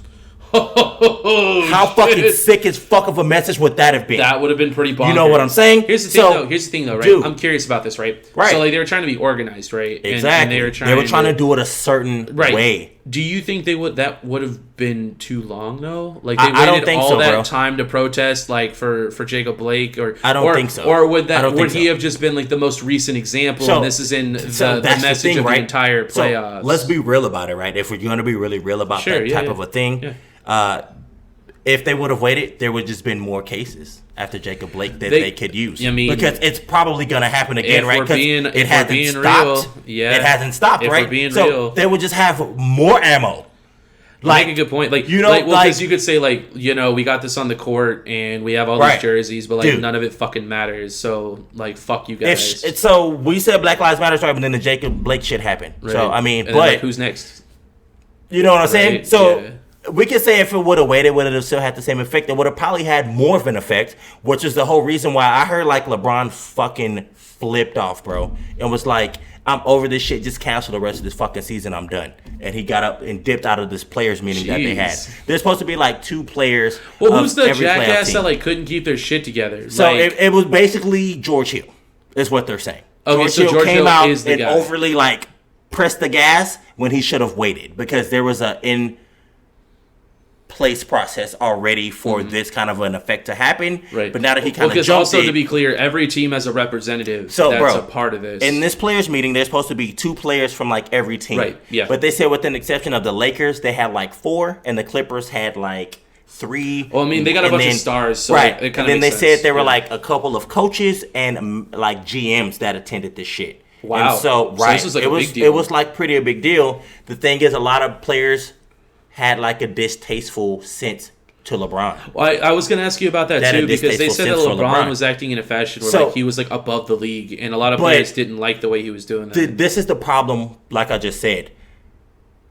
It's still a good move. It's still cool, and it's really good that the Bucks did this. I agree. But, and it's more personal too because it happened where they're from. You know what I mean? Exactly. So it almost feels appropriate. Like Green Bay should kind of feel a type of way. Well, Green Bay does feel a certain kind of way. way. Green Bay's done a lot of their own shit too. But this is the thing: if you already know we're gonna make a bigger impact, and we already have something, at that point you have to look at the bigger picture. I think a little bit. Too. So what happened was they did that see shit it both ways, right? That's what I'm saying. Yeah. So I would imagine to some people they were looking at LeBron fucked up because they were looking at LeBron like, bro, it's still a good cause. Like, why the fuck are you so mad? You're out in LA and you're like, it's still y'all don't understand. It's still a good cause. Right. Like that we did this. Why are you so mad? But LeBron is pretty much thinking like, dog, we have so much shit in plan that we're really doing that can really make this shit go harder than what it's going right now. If we felt like it was like this now, we would have already came out and did this shit already. We felt like we had more. We're in a position to really make an impact. And this it's like jumping the gun, bro. Yeah. Like when there's so much more that could have been accomplished with us doing this kind of shit. The timing is very important. So it sucked, bro. Yeah. And then a lot of people. This is the cool part about it, though. A lot of people hated on LeBron, and when LeBron did his little shit and said, "Fuck this, I'm out. I don't even care if we have the rest of the season." I heard the whole Clippers, all those people that were there, walked out with him. Ooh. Right. So both LA teams said, like, all right, fuck this. This is fucking stupid. Mm-hmm. So if you really think about it, honestly, if they could have championships on the same conference, everybody's only watching the Clippers in LA right now anyway. And they could still boycott if they want. If the Clippers and the Lakers boycott, then what the fuck do you do? Because one of those teams are going to make it out of the West. It would still end the finals anyways, theoretically. You feel me? It's just going to end the shit. It's true. So I feel like they were going to... They could still do it. They could still. I mean, I feel like they can, but now it's going to be diminished. Dumb. It would be weird. It's going to be like they diminished now. I mean, but you're right. It would be like the Bucks already did this. Like, why do you? That's why I'm kind of like, I get maybe LeBron did come off sounding like an asshole. He was probably fucking pissed. He's probably in his right sense of saying like, guys, what the fuck, man? Y'all knew what the fuck we were kind of doing low key. Like, y'all already knew we were kind of working towards this. Like, why the fuck would you just come out and do that? Now all of a sudden you have other sports. Like, it was supposed to be more than just a day or two off. Because it's a day or two and that's really now all gone. It was and like, now basketball's back. And now it's just whatever. Yeah. Like, it didn't really do anything. It's true. Like, what the fuck? It's so true. I agree with his frustration. He has every right to be that mad. If I heard it was just a lot of younger players that just didn't fuck with it and didn't like it. To me, if the Clippers also walked out with him, I don't really give a fuck who else would have said anything, because to me, those are the best two teams in the NBA. Right. So, I mean, y'all are not going to beat those two teams. So, I mean, if they want to opt out, one of those two teams are going to be the head on the West. Right. So, who the fuck you going to play? They're not just going to give you some like, oh, since everybody opted out, here's a championship. The NBA's not going to do that shit. No, that's a real asterisk. That would be right. That's a real asterisk. But that's not going to happen. Yeah. If they boycott it, then ain't nobody about to play. If the Clippers or the Lakers do not decide to play, I can guarantee none of y'all are going to fucking play, bro. Like, it's just not going to happen, bro. I feel that. Yeah. I wish I could hear gnarly. some of those conversations, man. And I bro, think it would be so interesting it's gnarly. to be able to hear that. I heard they're really tripping on him. And I'm like, but I understand where he's coming from. I also understand where the other players are coming from, because it's still cool that the Bucks did that. But if there was a bigger picture to it, I can understand why LeBron's mad. Like, bro, you fucked up literally what we were working for years or months or whatever it was, long, you know? Like, it's just all the shit now because you decided to do it your little way, and we the little letter off of Milwaukee Bucks fucking letterhead. Like, it's dude, true, you know? though. Like, it's the true, shit. Though. Yeah, it's fucking sucks, man. Did you see that Kenny Smith, like, went off the air? Dude, that shit was cool as fuck. So, how do you feel about Shaq and Barkley not going off? Because Kenny talked about being a former player and like standing in solidarity with the players. Yeah. I thought that was really cool. Yeah. But then seeing Chuck and Shaq not follow suit made me feel weird. This is why I'll be honest. I feel like they had to stay for the show. Like, I kind of get it, but at the same time, I almost felt like it was bigger than the show. This is what I feel. Everybody has their own right of how they want to. Just leave the one white guy. Right. I mean, right. Then how would that look? How would that look, bro? That would be kind of weird. Then I'd be more weird. That would be kind of weird. This is how I feel. I feel like everybody should have their own form of how they want to protest. You're absolutely right. You know what I mean? You're absolutely right. I was just curious. Like, they're all three former players, and they're both like kind of a big deal. Right. You know what I mean? So exactly. For me, like seriously, Chuck and Shaq seem like the guys that would want to do that. So this is what I'm saying, it felt bro. Like, weird to me. It gets entangled Kenny, because more people now think about what others think instead of doing what they feel like is rightfully so. I concur. And you're absolutely right. This is the problem. That's what we talk about on the show. Just because the Bucks decided to not play does not mean every team on every sport should have not played. Well, it's like LeBron, right? Like, he chose to have a message on his jersey. They can have... Look, if I would have been mad if any team would have played any sport they wanted to the rest of that day, if they have their own way of showing Black Lives Matter. That does not mean not playing. I agree. Just because one team did it doesn't mean we all have to do that if we don't agree to it. Well, I mean, it's like I just said before, too, like, you play and then use your platform. That's where it gets confused. Yeah, like, you choose how you want to help. And that's why I would be pissed. Because I'd be like, since y'all did it, now it feels like forced that everybody has to do it. Because if, as an organization, we don't do it, like, the rest of outsiders just gonna shit on us. I would have been like, I don't give a fuck. They can shit on us. Everybody has their own way of protesting. That does not mean. And that's why you didn't like the NBA saying. So I was pissed because people were like, the teams decided. The message that I got, dude, I screenshotted. It said the NBA said since the Bucks stopped, I don't know what really there were happened. no more games. The NBA said that. Mm-hmm. So that means, did you even ask, like, OKC and like, or did you ask LeBron, like, and like, did you even ask them if they want to play? You just said nobody's playing today, and since they want to be like that. Well, then how you being then by saying that? What the fuck? It's like, true, though. It's fucking weird as fuck, dude. I was pissed as hell. People like, no, the team said. I was like, I didn't see nothing that said the team said it. I got the report initially that the NBA closed this shit, and that's bullshit because then that's not doing anything for why they're not playing the game. Like, y'all are still just forcing us to do whatever the fuck. I feel that dumb. But I mean, cool that they did it. But we're back already, right? Basketball's back. 2 days and it's back and everyone kind of forgets about it. Kind of brushed up under the rug that they even did that shit, right? Yeah. Right.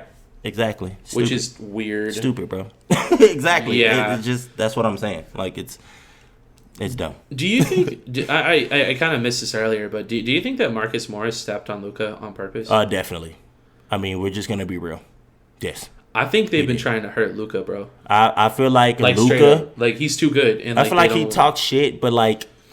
Well, he's also like 20 it's not like years bad old, shit. and like they probably don't But, like some like punk ass kid like bro. talking shit and then And saucing on ass. Bro, we seen Harold call him a Dude, I'll be punk honest, ass. I'd be mad as fuck if some like young ass kid was like, Bro, look. not only talk, dude, that's rough, man. And they your talk ass. shit and you get And sauced won. on, And like, won. damn, bro. Like he's getting hit, Dude, finishing, every and time. won. Every Like time. he's yelling that shit, Dude, bro. You he's can see hyped. like his shit. You can hear it on the Yeah, TV. Like he yeah. says it every time, and I'm like, dude, hey, let him get it, man. We saw Harold call him a bitch ass You don't like white him boy. talking? Stop him. We call But Harold don't call him be a a bitch. bitch Don't ass step white on boy. him. Don't slap him in Don't the face. be weak like that. Yeah, That's weak. Yeah, That's weak as fuck. And it's really weird too That's because weak it as seems fuck. like a lot like Marcus Morris got the flagrant today and got ejected. Bro, and he stepped did on him slap like the shit out of him. that's some such shit all coming from one person. If you're telling me that he slaps the shit out of him right now, do you not look back and then investigate him stepping on his ankle? Bro, he ran from literally that's what I'm saying. the 3-point line all the way over, Like, and then that sorry, one bro. step like, hit I didn't that. mean like, oh my bad, man. I didn't mean to do that. Was No, that your you hurt? ran. Was that your sprained ankle? Bro. Oh, that's my bad, bro. I didn't know. Bad, I thought it was the right one. And real My quick, fault. dap me up, bro. I'm sorry, man. Big bro. Fuck you. I'm sorry, bro. Like, dude, seriously, that that's some shit's punk intentional. ass bitch shit right It there, is, bro. bro. Like, But fuck they've been that. giving him the business the whole series. Like, Dude, you heard Harold called him a bitch ass white boy. He apologized after. Oh, Marcus called him. Oh no, Harold. Wait, who? Harold off the bench. He called him a bitch ass white boy, and they was about to square up. And then like the game went on, whatever. And then the next game in the warm-ups, oh, that's what that dap up was. I know Harold what you're came back talking and said about. like, "Bro, Yeah, my bad. yeah. I didn't mean to call you that out of much respect." I'll bro, be honest. I could see been them hating getting on like that dude, in bro. it, like in the heat of the Bro. game. Like you talk some shit. I get it, Bro. but dude, they've been targeting. Is targeting? It the is NBA targeting real? is a thing, but is not. It real? It's not like the NFL, right? No, bro. No. But yes, they've bro. been targeting Luka. Look, like straight up. This is the thing, bro. He just good, bro. If people don't understand, he's just good as fuck. And no matter what you do, he's still gonna score. He's still gonna do his thing Every time. And I feel like Clippers is ready. And a lot of people try to say, "Well, Patrick Beverley was hurt like the whole time." And Well, and Patrick Beverley's I do kind of vibe with that. Do you? I think Patrick Beverley is their best defender. Yeah. I think he was hurt. Yeah. And it was noticeable when he wasn't on the court. Yeah. I will say this. Can I tell you something? Go ahead. The one game that Patrick Beverley played. Right. Right. Yeah. But he was in foul trouble. So Sure. that's on him, though. Right. But he was playing. Yeah. Luka was the youngest to drop a 40-point triple-double. You're right. So, I mean... You're absolutely right. But so presence is what are also we talking important. about? Presence is important. Vibe is important. And I think, the whole point of a 7-game series is at some point in time, Patrick Beverley will bug him, is what you're saying. Right. Well, he'll get his number. I think. Like, I'm just being honest. Bro, but Luka's but first Luka's good playoff enough, game. like, to whoop that ass. It wouldn't matter. I don't think it would have mattered. Luka's first playoff game, 40-point triple-double on Pat Bev, who they said is like the best Clippers defender and can shut him down and lock him up, and 40-point triple-double, bro, like where that's locked up? What the fuck? That's almost like people saying Andre Iguodala locked up LeBron, right? That one year that LeBron led in all categories on both teams and should have won the fucking finals MVP on a losing team. Yeah. That should have been the first time we ever should have saw that. It's the same shit. Pat Bev played this one game. People said he's effective.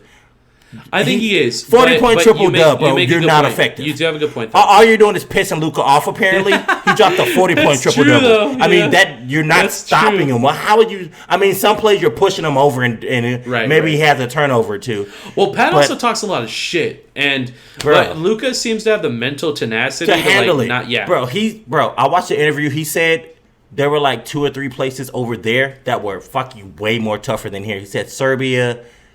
I can't even remember, bro. But he said like their crowds and their in shit regards to like beating each other up overseas and and stuff. shit, bro. He said there were like 2 or 3 teams way tougher than anything in the NBA over here. That's bro. cool. Luka does have that perspective. Bro. Porzingis too, I guess, Bro, right? because they come from other places, like where if you don't win this game, bitch, you're gonna die. Like we're gonna kill you. Like I heard overseas Are is you like that. serious? That's why I did not go. Oh my god! I swear to God, bro. So teams wanted me to go overseas and shit. And so I started like getting in the community of talking to players who were overseas and shit. And I said, like, how is that shit for real? Like, Do the fans be tripping? Like, be honest. You know, like, right? What am I about to do? And some people are like, depending on where you go overseas, like if you lose a game or something, like people will really like go and kill you, like you like legit. And I was like, no, I'm good. I think I'm all right. Yeah, I'm like, fuck. Yeah, for real. I mean, I could win us a lot of games, but damn, that one game I lose, like I gotta die. That's it. Like, damn. I don't know if I want to do that, but yeah, but I heard his stuff over there, so I feel like he has the skin for it. I feel like Clippers got more than was bargained for, and Luka was fucking dicking him. And I just don't want to hear like Pat Bev could have shut him down if he played, because the one game he played, yeah.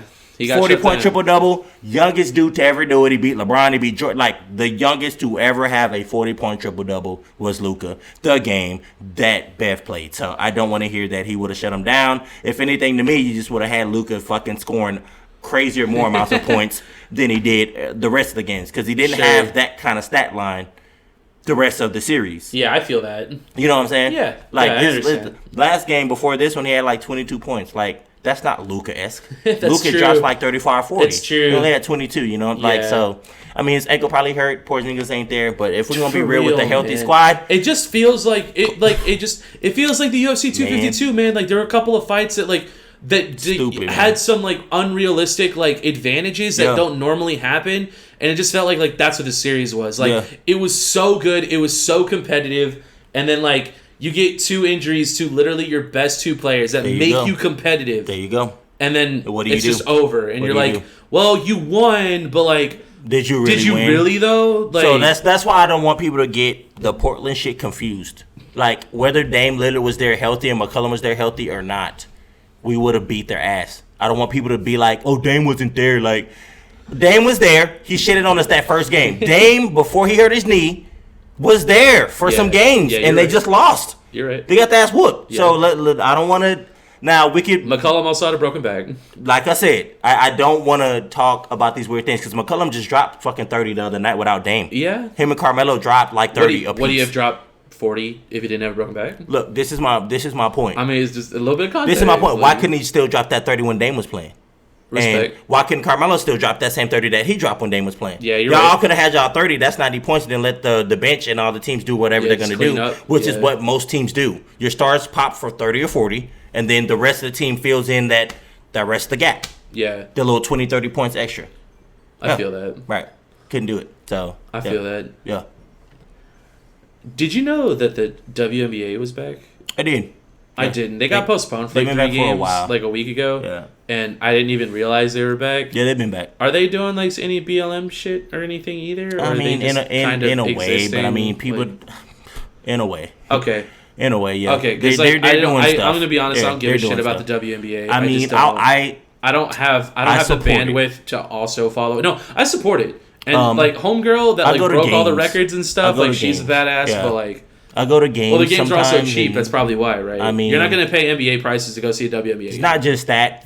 Their games are usually like at a time where I can go to it and watch it. It's not during like. And you don't really get to do much because of your kids anyway. So I guess that kind of makes sense. I mean, and it's not boring. It's still a fun time. It's just not. Well, I'm sure if you go, it's probably a good time. But watching it on TV is just pretty tough. It's really dry, bro. You know. Yeah. It's just not as exciting. But I mean. And another layup. Yeah, it's still cool. A rebound. Or a missed layup. Oh, another missed layup. Oh, missed jump shot. Oh, a travel. Oh shit. Oh, another travel. Yeah, oh shit. Like, air ball. Like another air ball. Like it's pretty. It's a tad rough, man. If you just go from NBA and then just watch a game of WNBA, it's gonna be a little rough on you because you're gonna see a lot of missed layups. You're gonna see air ball jump shots. Hey, you want to know what that's though? Just how, I already know you fuck with me on this. That's just how it's played. The same cannot be said for softball though.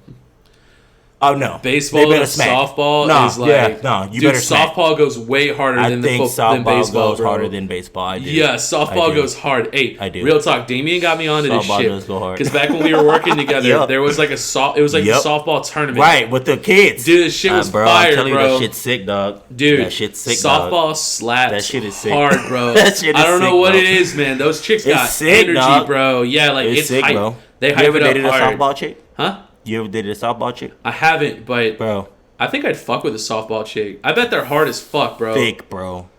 They gotta be thick, of course. Oh my god. Yeah.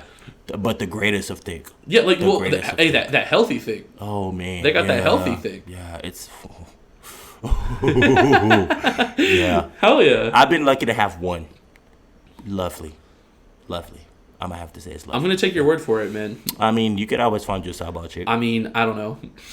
I mean, we'll see. I guess we'll see. Right? I'd be down, but I don't think a bunch of softball chicks are fucking with me. I mean, you can give them that dad bod, bro. They could be the athletic one. Dude, this is not dad bod. Dad bod is goals for me right now. I'm just keeping it real. Slap that dad bod on them. I got that like double dad bod.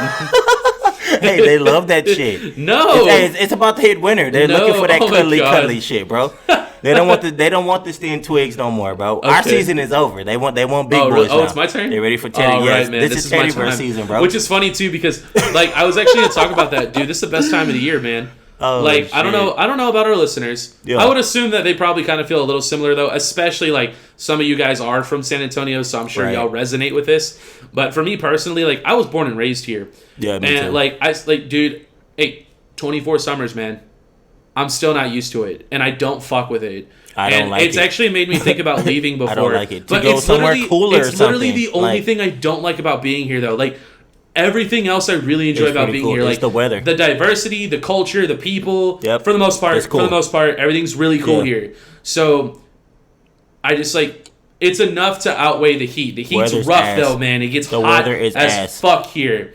Like, and it's humid. It's not like Houston bad, but it still gets humid as fuck here too. California people be calling, talking about it's 95 degrees right now. It's so hot. I'm like, bro, dude, dead ass. No, they be calling like 85. Bro, hot, right? I'm like, bring your ass to San Antonio, bro. We'll be 100 plus, dude, for real. When we hit summer months, and 100 plus ain't shit. I'm talking like 109 and 100. Dude, man, not no 100 and 109, 110, bitch. But like dude, you know we're like 15 days away from football.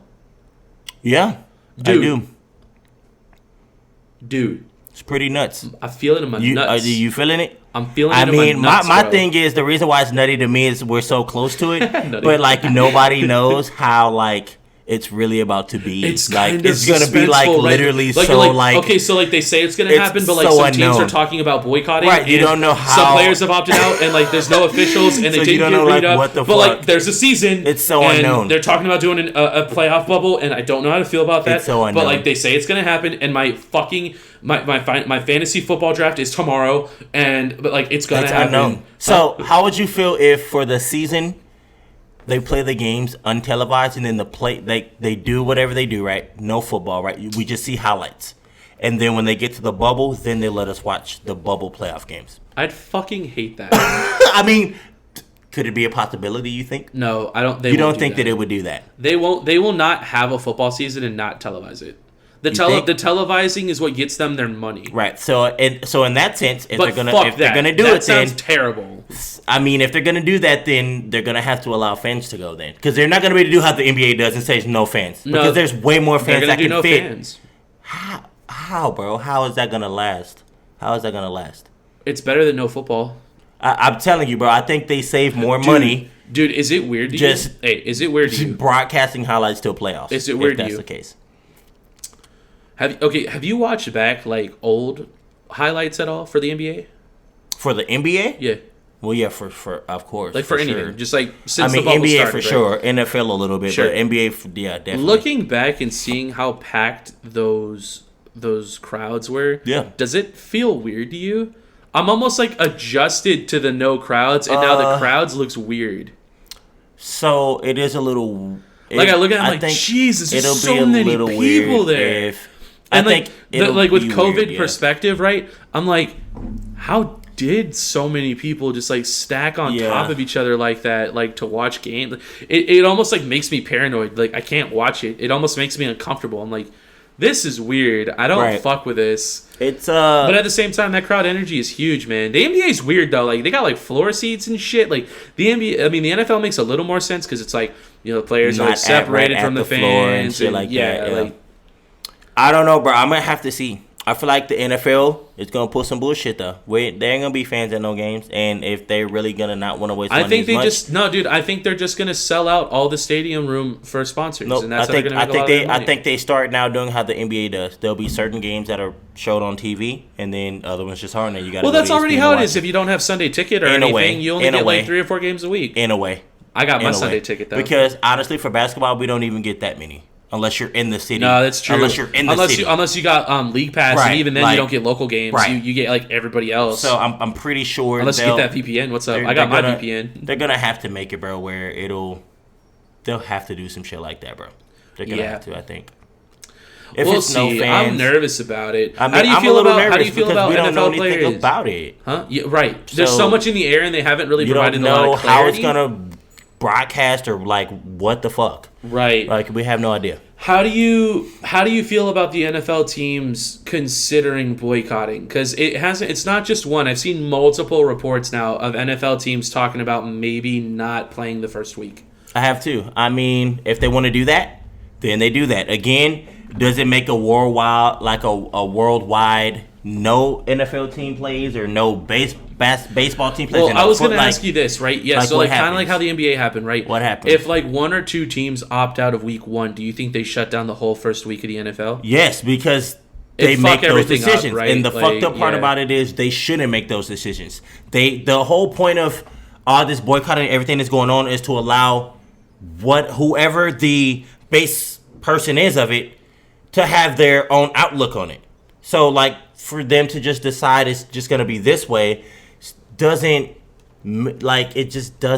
do due diligence to the process of trying to make Black Lives Matter seem like it's a thing or protesting seem like it's just it eliminates it. Yeah. So if one team sits out, I feel like whoever wants to play, both teams agree. Like if I'm playing against your team, if we both say we boycott in our own ways and we want to play, how do you think that would fuck up like it fucks it up because if you, certain teams don't play and other teams do, then you have to start looking at when games are played and how their records go. And it would fuck up like bye weeks and stuff too, I feel like. All it does is that particular organization that wants to do that, if you want to finish out this season and win a championship, then you're going to have to play maybe fucking 2 games within 3 days if you decide in the beginning of the season you want to boycott. I can feel that. And that would be legitimate. Do you think they potentially...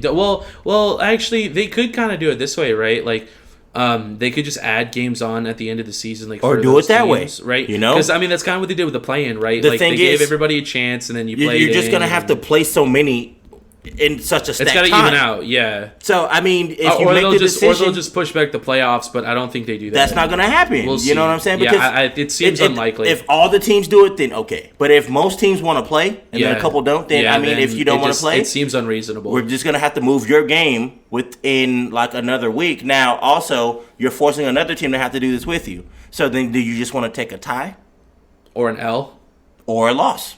Because another team wants to play today. Y'all want to not play. See, I was going to ask you about that too. Like, is there any chance that, like, if only one team wants to boycott, does the NFL just make them forfeit? Like, that could look really bad, though. I mean, but at the same time, it could look bad. Or it could also look really good for the organization too. Because then the organization could be like, the record is not as important as like what we're standing up for. Exactly. So I feel like they should do it that way. If the league as a whole takes some kind of L. I don't think the NFL makes. They don't really take an L. Yeah. The NFL wouldn't take an L. No, they won't. A couple people stop watching, but no way. Would everybody stop watching? Stop it. Same with the NBA. Same with people that like baseball. Same with people that like soccer. Like, you won't take huge L's if the league still says you guys have the option to play.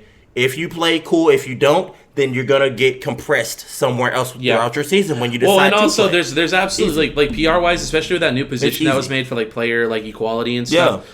There's no way the league doesn't like back up whoever makes that choice. So if you don't want to play, you definitely don't have to play. But if you want to, we're gonna have to figure it out. If you want to be in a championship to play for like then we need to talk to both of y'all and say, will y'all be okay with playing this game on a fucking Wednesday when you're on Monday Night Football? Are you okay with playing on Wednesday? Or playing like maybe you know what I'm saying? Remember what we talked about a couple weeks back too, where I told you that like the NFL was talking about like Friday and Saturday night games too.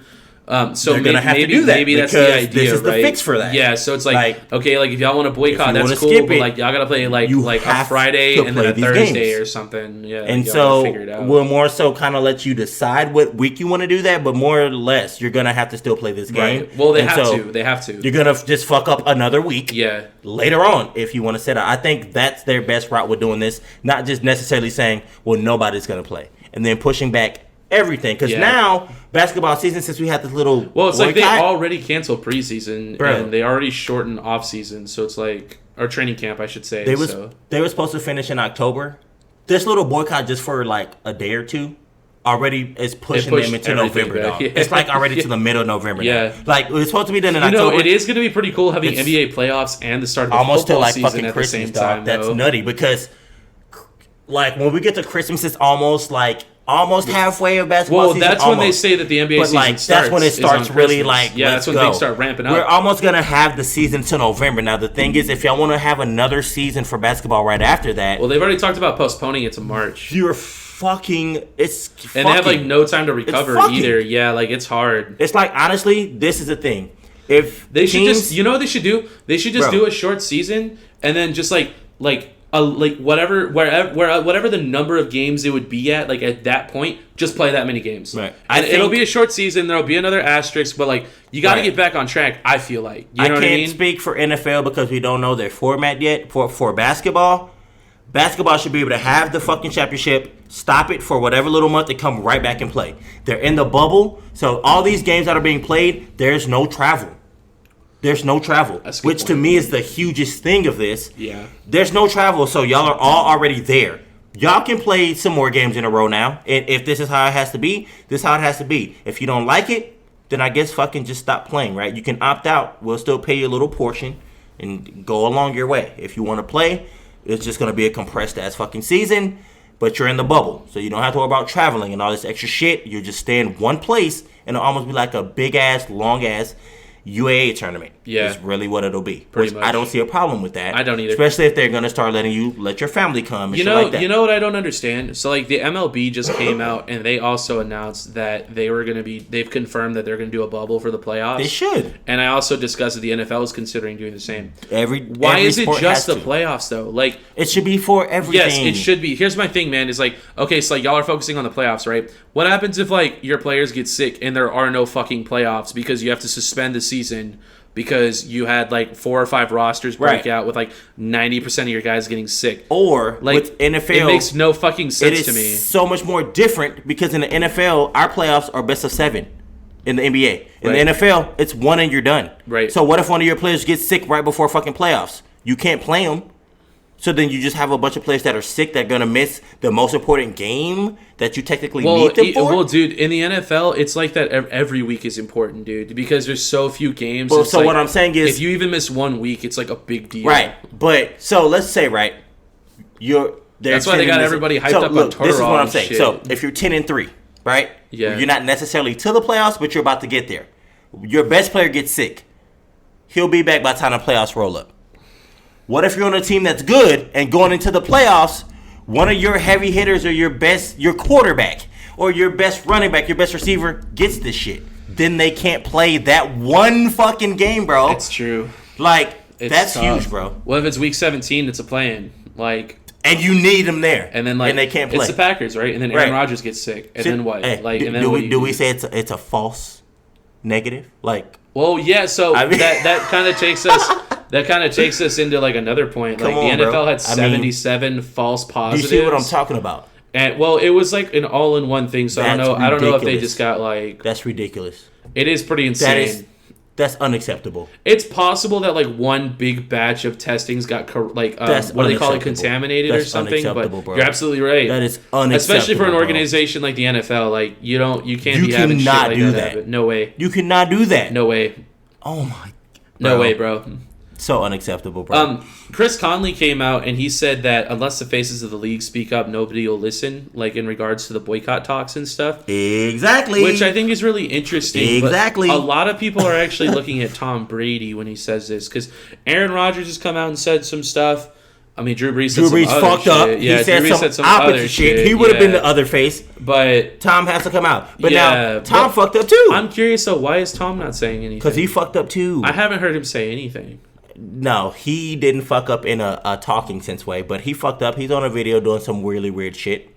Like what? You haven't seen it? No. He's kissing his kid on the lips. Oh, I've seen that shit. Oh, that was cool to you? His mean, kid was pretty fucking grown as fuck. It was weird. Fuck. I don't put a lot of weight into that. I'm going to be honest. I don't. Look. I think it's weird, but like he eats avocado ice cream. Like he's weird. I don't know. Bro, so avocado ice cream is nowhere near him kissing. It's like I understand. That kid looked about 10 to 12, maybe 13 years old. He's not that old. That kid at that time was older. That kid was old. He's at least 10 older, because but he Christian's wasn't- 10 right now, and I know how Christian looks and how that kid looks. Yeah. That's very old to be kissing your kids on the lips, dog. I understand. Straight I up. think it's weird too. I thought the whole thing was weird. People make fun of Tom Brady all the time, and but it was weird. it's not really what we're talking about right now. So what I'm saying is he fucked himself already up. Like I don't want to hear from Tom. Well, isn't this an opportunity for him to fix his PR that way though? Like, I think Tom would be weird if he came out and said something because I saw that video. well, don't you think Chris Conley has a point though?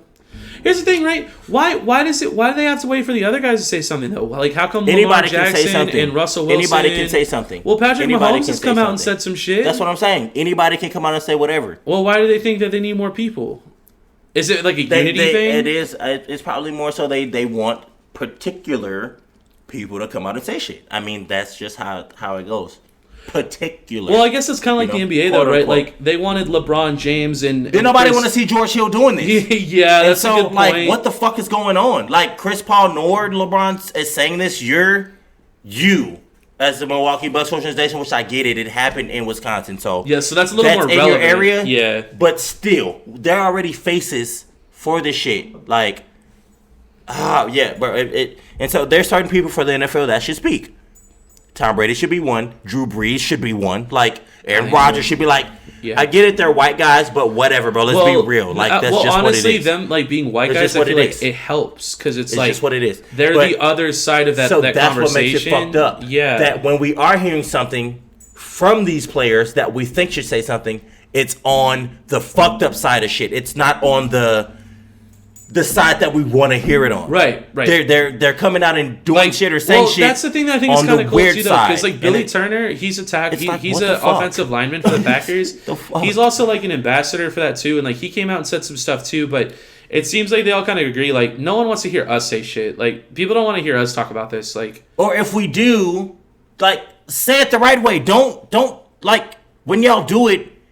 It's fucked up, and we're looking at like, what the fuck are they doing or saying? It's like, not helping their cause by delivering a broken message. It's fucking weird, yeah, and it just doesn't add up at the end of the day. And I get it. They apologize and they said they didn't mean that and this and that, but I mean, saying what they said when they say it is a huger message than somebody coming back and saying I didn't mean it that way. I said that you did. That's why you said it exactly how you said it. Right. It's out there now, and just everybody knows. The thing is, to me, right? I would accept people more if they didn't lie and say that's not how I meant it or that's not how.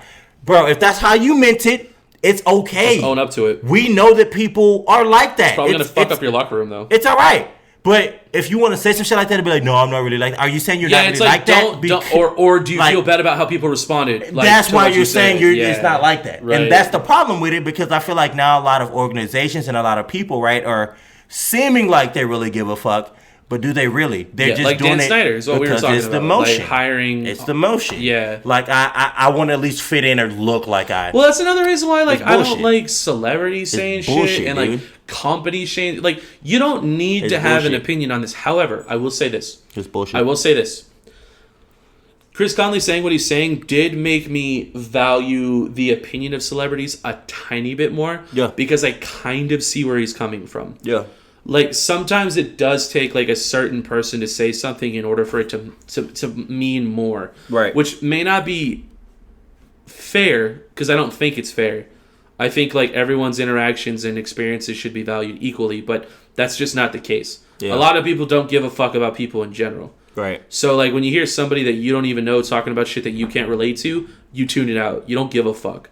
Exactly. Which is a lot of people. Like, I mean, I'll even say that I'm somebody that can't particularly relate to the Black Lives Matter movement because I'm a big white guy. I don't fucking know. But I don't pretend to know either. Right. And I don't also, like, I can do my best to relate and I can support the people around me who are affected in that fashion. Right. Because, like I said, most of my friends, like... But then you don't really know.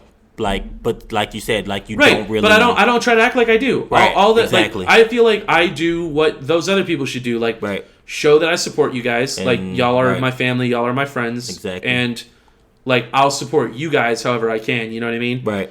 And it's like, I don't know. Why is it so hard for people to like keep shitty opinions to themselves? Like, why do you need to come out and like make a stand about like some fucking garbage ass like stance on shit? People should give their opinions. I do, but there's like a time and a place for them. Weird. Like you can't Like you can't just come out and give an opinion like to me, Brian Urlacher. I get your opinion in that regard, but wrong time to use that type of analogy. Yeah, like, who the fuck asked you? That is shitty for you to say, right. Urlacher. Like, you know, shit like that. Like, it's okay for you to feel that way, right. But you can't. And also, that like to a the part about like the they're, celebrity opinion I never liked is a lot of it's for clout. Like a lot of them are fake as fuck and they don't care.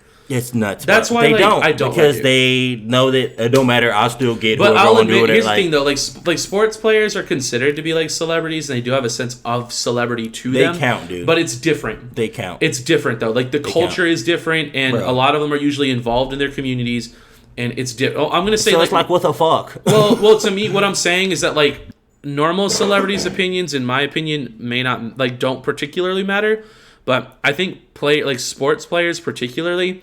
Their opinions, in my opinion, are a little more valuable.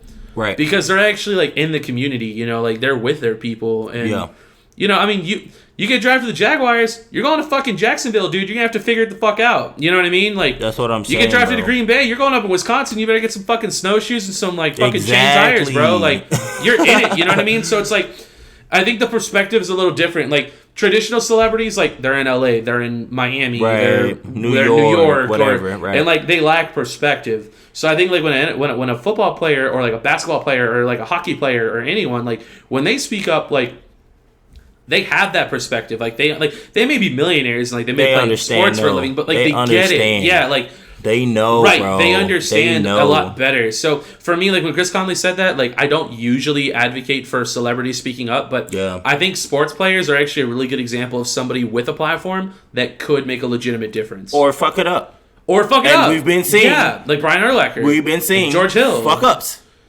I mean, Drew Brees. With all due respect to George Hill, he Jake tried, Fromm. but he fucked it up. There's so many athletes who we could be talking about right now that are technically faces somewhere or could be a face, and they've just fucking said some stupid shit. And it's like, what the fuck? It's like, what are you doing? Like come on, dude. Are you? I thought you were with it, but you're clearly showing me like you don't get it. You are not with this shit at all, bro, and you never will be. Like, and then like, I actually. I don't know. It's weird. It's nutty, bro. It's fucking nuts. Yeah. It's nuts. I gotta give you a moment of silence to your starting offensive lineman who tore his bicep this week. Bro, you know, like... Philadelphia Eagles are already starting off with an L, which really fucking sucks. But is it any different than any other year? I guess not. I just saw Peters is thinking about coming back again, but he's old as fuck. Like, who knows what he's going to do. He would still be effective. He could be. He would still be effective. Yeah, he'll be better than, like, someone else you'll probably find, that's for sure. Like...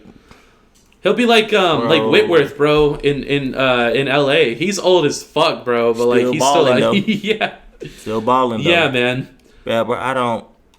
Well, as far as injury goes now, I do not even look at our injury reports anymore because I know every year it's just gonna make you sad. Somebody's gonna be hurt, and then I just. Well, so here's the thing, right? I wanted to ask this too. So, like, over it. With some of the injuries we're seeing in the playoffs right now for the NBA and some of the things we're seeing in the NFL, do you think part of that could have something to do with like the hiatus? I mean, NBA would probably be more effective because the players were in the off season. So for the football, anyways. So I don't think football players would be affected as much. As a matter of fact, I've heard they're actually in better shape because they didn't have to go to training camp. They've all just getting yoked out of their mind. So, yeah, but a lot of NFL players are getting fucking hurt in these training camps and practices and shit. Well, here's the thing, dude. Being in shape and, like, running around on the field and stuff are different. This is my thing. Practices need to be less intense. I get it. You want to try to push as close to game form as you can. You just can't do that anymore. You're going to end up getting a lot of good players fucked off. And, I mean, I say anymore because this ain't something that just happened. Like, just now we're in the bubble. A lot of NFL players are getting hurt in training camp, but the biggest injury to me that I felt like was crazy was Yao Ming. He was in the league for like 2, 3, 4 years. Broke his foot in practice. Was never able to play again. And if he would have played, I felt like him and Tracy McGrady would have gave Shaq and Kobe a run for their fucking money. They could have. They were really good. You know what I'm saying? Yeah. The fact that then he gets fucked up in practice, then Tracy McGrady gets hurt in practice too, and it's kind of like it sucks for your what are we doing right now? Main players, right, to be getting in these scuffles or be getting hurt in practice, dude. Yeah. Like, If it happens in a game, it still sucks because it's an injury. Sucks, where you're like, at least you showed up. Yeah, like the same shit with Watson, bro. When he fucking tore his fucking knee up for a goal line play in practice, I was like, "Are you guys kidding me? Y'all let y'all main quarterback get his knee ripped off on a practice goal line play? Like, it's true. Not even in the game, yeah. And now he can't play. Like shit like that, bro. That shit like that should not happen, bro. In practices." And like I said, I get it. You want to go as close to game form as possible. But, bro, you have to protect your assets if you know that they're good players. Like, you need to have a limit, like, two-hand touch that player. Do not fucking, during the bro. main season, there has to be they usually give the quarterback some serious, like, okay, full contact, but, like, don't fucking touch our quarterback. So how the fuck you get his knee snapped? Like, I don't know, dude. What the fuck? Like, goal line gets a little dicey because there are so many bodies on top of each other, but it's like...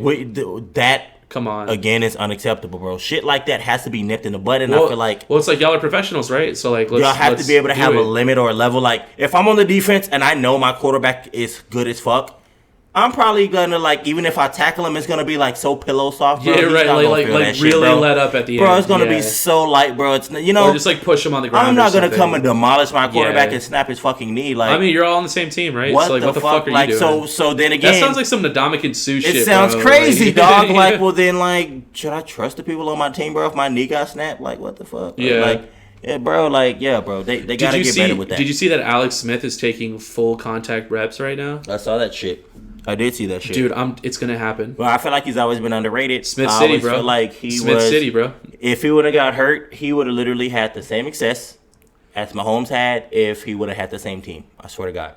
And I'm being that bold. And he plays for a team that you don't particularly like. I'm being Dude, that have bold. you seen Chase Young? Yeah, in practice? because it's not fair. Have you seen Chase Young? Why don't I like that team though? Because they're in my division. Oh, yeah, of course. And of course, Alex Smith is going to get the starting spot. Dude. And of course, he's going to fucking smash. And now he has Chase Young. Like, their defense is already Chase solid. Young looks like a grown-ass man in full pads, bro. I'm done, bro. I'm done. Dude, I haven't I'm so done. had any reason to give a shit about Washington my entire life. And, I'm like, I don't know how to feel it. because Giants got new coaching, right? Yeah. With Garrett going there. Yeah. That could be huge because I think the Giants are going to suck this year. They should definitely have the Cowboys number in some I think sense. Saquon pops off, though. Because Garrett's coming from having Ezekiel Elliott to Saquon, so, like, he's going to know how to use him. I feel like it's supposed to be our division will probably be the sickest. Could be. And now Rivera's over there. The NFC North has had that. The NFC North has had that number for a little while now. Chase is there. At least for the NFC. Well, actually, the NFC South is going to be really good with the Panthers, the Saints, the Buccaneers, and whoever else is in there. I don't feel like it's going to be sicker than ours. Oh, the Falcons. I don't feel like it's going to be sicker than ours. I feel like ours is now the craziest. We got a new quarterback. We still got... So, for the Eagles part, right, we still pretty much have the same squad, but now we got, like, a different quarterback who can bring a different dynamic. Cowboys. Offense, defense, looking dumb nasty. New coach. Giants. New coach who came from the Cowboys. So that's almost technically like playing two teams. Well, you got Garrett as the offensive coordinator, and then you have the special teams coordinator from the Pats as the head coach. Still fire. Yeah. Now we got Washington with not just Alex Smith coming back, but now we also have Rivera there as a coach, and then we still have Chase Young now, who's added to the defense, which the defense that wasn't bad. Nope. Already. They were already top 10. What the fuck? You said you want to talk about Super Bowl odds. Well, you're going to talk about the Redskins up right now? Holy shit. Bro, look. Their offensive line still kind of sucks. I wouldn't go that far, right, because I'm an Eagles fan. They can make the playoffs. But we could say that. There's definitely a chance of them winning the division if Alex Smith starts. And that's what I'm saying, bro. I mean, we can be seeing... short fields, that defense is going to get you some short fields. We can be seeing some... If we're talking about, like, off-the-wall shit...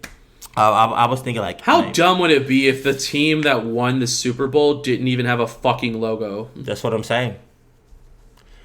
And I mean, bro, they have a good coach and they have a good quarterback if Alex starts. I mean, yeah, Dwayne Haskins is trash. Let's be clear right now. If he starts, so this is what I'm going to say. Not do anything. I don't think Haskins is trash. Well, I just think that... He's lower tier, let's be honest. More time, like, to get acclimated. Sure. He's not ready right now. He's not ready now. No. And I can agree with you on that. You know, with Alex Smith being there, he could develop. Anyone in the NFL could develop into something. Yeah. Really good mentor to watch. Being Haskins, having Smith there. I agree. Smith can pop off with that team. He will pop off. I don't see him not popping off. There's no way. And I don't see him coming back being rusty. There's no way he comes back from everything he's been through and he sucks. There's no way. To me, when he played, he was a top 3 quarterback to me. He was good. To me. I agree. A lot of people tried to say like he wasn't. He had a couple of like years, but I don't think he's ever had a bad year. Not like that. And when he was good, he was fucking fire, bro. Yeah. Like, he pretty much did what with the Chiefs, what Mahomes is doing right now with the Chiefs before Mahomes did it with the Chiefs. Like, he literally do you want to hear a take that I have? He literally do you want to hear a take I have about the Chiefs? Oh honestly? My gosh, bro. Do you want to hear it? You might agree with me. Fuck. What you got? I think Tyreek Hill is their MVP. I think that team goes as far as Tyreek Hill carries them. I genuinely believe this because when like Patty Mahomes got hurt, right? I'm gonna have to. Matt Moore steps in. I'm gonna have to. Bro, watch doesn't skip a beat, bro. You know who he's throwing to? You know who's scoring all their touchdowns? Fucking Tyreek Hill, bro. Who caught the only pass that mattered in the Super Bowl? Huh? He's also the fastest in the league. Yeah, exactly. You know, so I mean, of course. My point though. I mean, dude, you saw what he did to Dallas when he crossed the entire defense at halftime to score a touchdown. I did, and they should have. Nobody else had anything to do with that. They should have clearly stopped him. Yeah, and who caught the most important pass of the Super Bowl? He was untouched. Well, Tyreek bro, he's so fucking Hill. fast, bro. It's not fair. The thing is, I don't feel like anybody can get Tyreek the ball the way that Patty can. Maybe. I feel like there's a couple I'm just saying that, like, with Tyreek Hill on a team, I think a lot of quarterbacks can be successful. In a slot. But I feel like Mahomes uses him as a deep threat, which a lot of quarterbacks don't. They could do both. I don't feel like other quarterbacks could. Well, good quarterbacks. Right. So, like I said, like a select few. Sure. I feel like the way Mahomes uses them, there's not many quarterbacks that you could just be like, they can do that too. You know? Like, we see Mahomes throw, like, to Tyreek Hill from their own 20. Sure. Like 60, and like, 70 and then, like, Tyreek catches it on the other team's 30. Sure. Like, that is fucking bizarre. It is a connection. It takes two to tango, but I'm just saying that, like, in my opinion, like, just watching the way that they play, I think Tyreek Hill, bro, because it's not is fair. the most valuable asset of that team. Travis Kelce's nuts, too. You do have a good point. Sammy's because cold. you do have to worry about other shit, there's so many other people that you have to guard. Like, there's even if you stop Tyreek, Sammy's about to eat. If you stop him, my tight end about to eat. Yeah, like, you got Mecole Hardman now too, who's almost as fast as him. You got to pick. It's true. Somebody's gonna eat, bro. It's so tough. I will give Tyreek hella credit, but if it was just Tyreek there by himself, I feel like Patty would make shit happen with just whatever he had. You could, but even Tyreek by himself, he's so much faster than everybody. Like, dude, he's getting open. It's guaranteed separation. Right. At some point in time. He also runs good routes, but like he doesn't even have to read a good. He doesn't have to run a good route. He's gonna look at you. He's gonna go, "Hey, I'm faster than you." All right. Come on, man. Yeah. He's gonna say, "Hey, I'm faster than you." And I'm gonna run right past you. And if you try to play me off the ball, I'm gonna catch you 2 yards off the sideline, off the ball, and then I'm gonna outrun you anyways and still get 25 yards. Yeah, like that's just the way he is, man. For my Super Bowl shit, I mean, I have to say I feel like the Chiefs are gonna go. I don't feel like on that side it'll be anybody else other than the Chiefs there. But if I want to throw like a kind of a crazy little prediction out there for the Chiefs, maybe Seahawks Chiefs. Eagles, Chiefs. I could even say Cowboys, Chiefs. Or something. I mean, Saints, Chiefs, Buccaneers, Chiefs. I mean, I don't really know. I feel like the Chiefs, though, will be just on that side. I don't unless the 49ers are there, which I don't see 49ers and Chiefs again. I don't think that'll happen. If the 49ers make it, the Chiefs won't. If the Chiefs make it, the 49ers won't. We're going to see a different type of combination. I don't think we see 49ers Chiefs again in a row. I think it's very possible, honestly, but I mean, there's so much parity in the NFL. Like, I don't see it. We'll see. I mean, when how all many these repeats opt-outs are and there people really? getting sick and all this stuff, I think the NFL is gonna turn nuts as fuck. I hope so. I want it to be crazy. And I don't know what the fuck to expect from it. It's a little scary. It's so hard to even talk about some of these things. Honestly, hey, I'm going to keep it real with you. I'm going to say this, dude. If there was any year that I want my team to suck, it would be this year. Like, if if we were to lose like 12 games this year and get like a super high draft pick, I'd be kind of cool with that. Like, Corona already sucks. I don't think so. What they're gonna do? Draft a running back and say Jones, fuck you too? Like, I don't know. and then what? Or draft a fucking wide receiver and say, Adams, fuck you. Like, I mean, what? Y'all just they're gonna keep Adams. Adams is gonna retire a Packer unless they do like what they did with Jordy Nelson. But they're gonna force him to either retire early or do a Jordy Nelson move. Like, y'all ain't bringing us no help. Me and Aaron can't do this alone. I'm fucking tired of this shit. You know what's crazy about Devontae Adams? And be done. Dude, like, his first couple of years, he kind of sucked. He had stone hands. He couldn't catch shit. And I remember, like, I was, like, kind of in on this, but I was like, let's give him time. But the majority of the Packers, like, fan base wanted him off the team. Like, they wanted him to get cut. And this is back when we had Jordy Nelson, Randall Cobb. Like, we had a squad.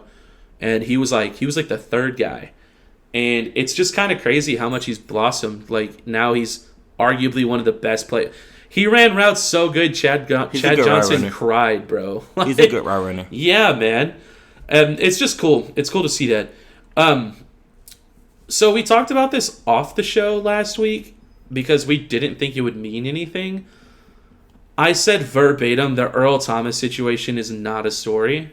You did. And god damn it, did I eat crow. Holy shit. Or should I say I ate Raven? Like, did you see what happened? Yeah. His teammate called him out on a blown call and he punched him in the face. Right. And then Harbaugh was just like, see ya, bro. Get the fuck out of here. Can't be doing that. And apparently he posted like a video or something on Insta, like trying to like justify it. And I think that's what got him fucked. I think if he just shut his mouth and was like, you know what, you're right, like shit got weird. Let's work on it. No big deal. He'd still be on the team. Now, we got a couple of big questions here. Man, look. Where do you think he goes? I know Dallas wants him bad. I'm going to say, like, these kind of players for this kind of shit end up in Dallas. Like, because no other team will take him, and Jerry doesn't give a fuck. Because Jerry is smart and knows that some shit does happen from time to time. Yeah. And he grabs these kind of players, so...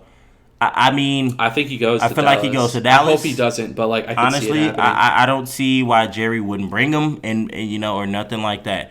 My biggest thing is, does Deshaun Elliott really pose as a good replacement for him with Baltimore? I mean, they don't have a choice. They're gonna have to figure it out. I mean, dude, not Earl Thomas. My biggest problem is, like, I get it, right? Y'all had a running back that fucked y'all's whole organization up years ago, by slapping this girl and dragging her off the elevator. Ray Rice did kind of fuck shit up, to be fair. But oh, so you think they're trying to do this because of the Ray Rice thing? Like, yes, they're like extra strict now, so it's like extra on some. There's a no top and so they're letting a good guy go. That maybe in this case you keep him, dog. Like, you keep this guy. I mean, and they're trying to not pay him his money either. And I'm like, I think he deserves to get paid. I get y'all. Y'all do have a squad where y'all can score, but I mean, do you really want to do like a scoring battle against like every fucking team? A Kansas City or a Tom Brady or Drew Brees, or like, do you really want to have like a scoring type of battle, or do you want? Or you could just score a lot of points and have a good defense. Do you want your defense to be good? Right. So that way, when you drop like 42, like you did last season, teams only score 10. Right. Or, like, you want to kill people, or do you like? I think this hurts the Ravens, dude. It kills them, dog. It hurts them hard. Now, like, Lamar has to come out next year. He has to be able to throw the ball like more accurately than he did. Because this is a damper on... Oh, I don't know. I think you can? Madden Curse might be real, too. He's already on the cover. I've heard. So at this point, the Ravens might as well be dead. I've heard. Just, little birdies, right? They talk about it. They say Lamar looks way better with his deep passing. We'll see when they start on Sunday. Like I said, when the seasons go and we're really playing, then we'll be able to tell. They say right now he looks sick, bro. They say he looks better. So, that's cool. It's possible, right? He's only in the league a couple years. We treating this guy kind of like he's been in for a while. Not really. That's why him and Mahomes stick out so hard. He's kind of like a Luka. He's just had like a really big impact. They're just in there. Like really early. So, if these guys are already popping off, they're not to their prime yet necessarily. But a lot of people try to put Mahomes in his prime. I still don't think he's in his prime yet. He just started. He's just playing, It's like his fourth year. Like, he's not. His prime will be in like maybe 2 or 3 years. Then it's going to be retarded. Dude. NFL quarterbacks now, their prime's like into their 30s. But I think Mahomes is like a little different of a breed. I also think Lamar is like that too. I think Deshaun could be that. Like, those kind of quarterbacks can have a prime of like a decade. That's what I'm saying. Like, that's the new But norm like now. starting way earlier than like 30s. It, like, I feel that. Mahomes looks like right now, what, 23, 20, what, how old is it? Like, He's like younger than me, I think. He's like 23, I think. that's ridiculous. Or maybe my age, He already 24. looks like dumb as fuck. Yeah. And he's only going to get better. True. Like, that is bizarre. It's true. I mean, do we really say he's in his prime yet? Or do we say, like, He's just really good.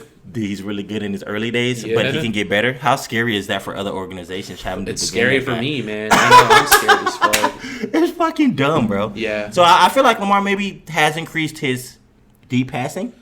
I If mean, he did, it was already pretty low. that's so. going to be a problem, though. If Yeah, we'll see. if he gets good at being able to pass, And if Hollywood Brown can stay healthy, that is a little spooky. That could be a problem. could be. Because then it's literally going to be like another, Kansas City? Technically? Yeah. Pretty much. What about the Browns? You think they have any chance of being good this year?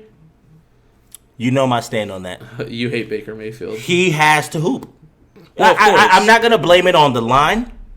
Because I feel like he has an okay line. His line is actually pretty I'm good. not going to blame it on the defense. Because he has a pretty good defense. It's true. I'm not going to blame it on his receivers. He has pretty good receivers. I'm not going to blame it on his running back. He has pretty good running backs. So, It's true. bro, he just has It's to all come on his out. shoulders. And you have to make the plays happen, bro. I mean, Yeah. you can't tell me, like, I you just can don't get how never you have throw to that many nobody. pieces and you can't just... I'm like, give it to anybody. It doesn't Give matter. Give it to Kareem Hunt. doesn't Give it matter. to OBJ. Give it to Jarvis Landry. Give it to Nick Chubb. Give it to fucking Austin Hooper. Like, literally, just give it to anyone. Like, bro. And they'll make plays. That's Like, all you have to do. It's true, though. So how hard is that? I mean, it can be a little hard, I guess, but literally, bro, I told you, he's I mean, look at everybody else. starting to look You don't like a see Aaron Manziel, Rodgers bro. with all that. You don't see... starting to look like a Manziel, bro. Yeah, I keep telling you. This is his make or break year. This is his make And I know we or talked break about season. a lot of people not being in a hot seat because of Corona, but like I Bullshit. think Baker Mayfield's one of the few He has examples to where like be he's in a hot in seat. the hardest hot seat right Yeah. now because you're going to have the same team, bro. Nobody decided to leave your ass. Everybody decided they were going to come back.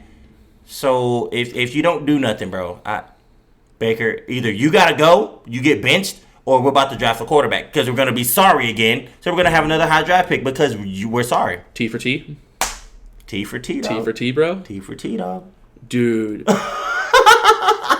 I hope, for the shit, sake bro. of the NFL, that Trevor Lawrence does not go to Cleveland. Bro. Dude, that would be so sad. Dude, what if he goes there and then, like, Dude, what if he pulled an Eli pops Manning? off? Dude, what if he pulled an Eli Manning, though? And was just like, I'm not going there.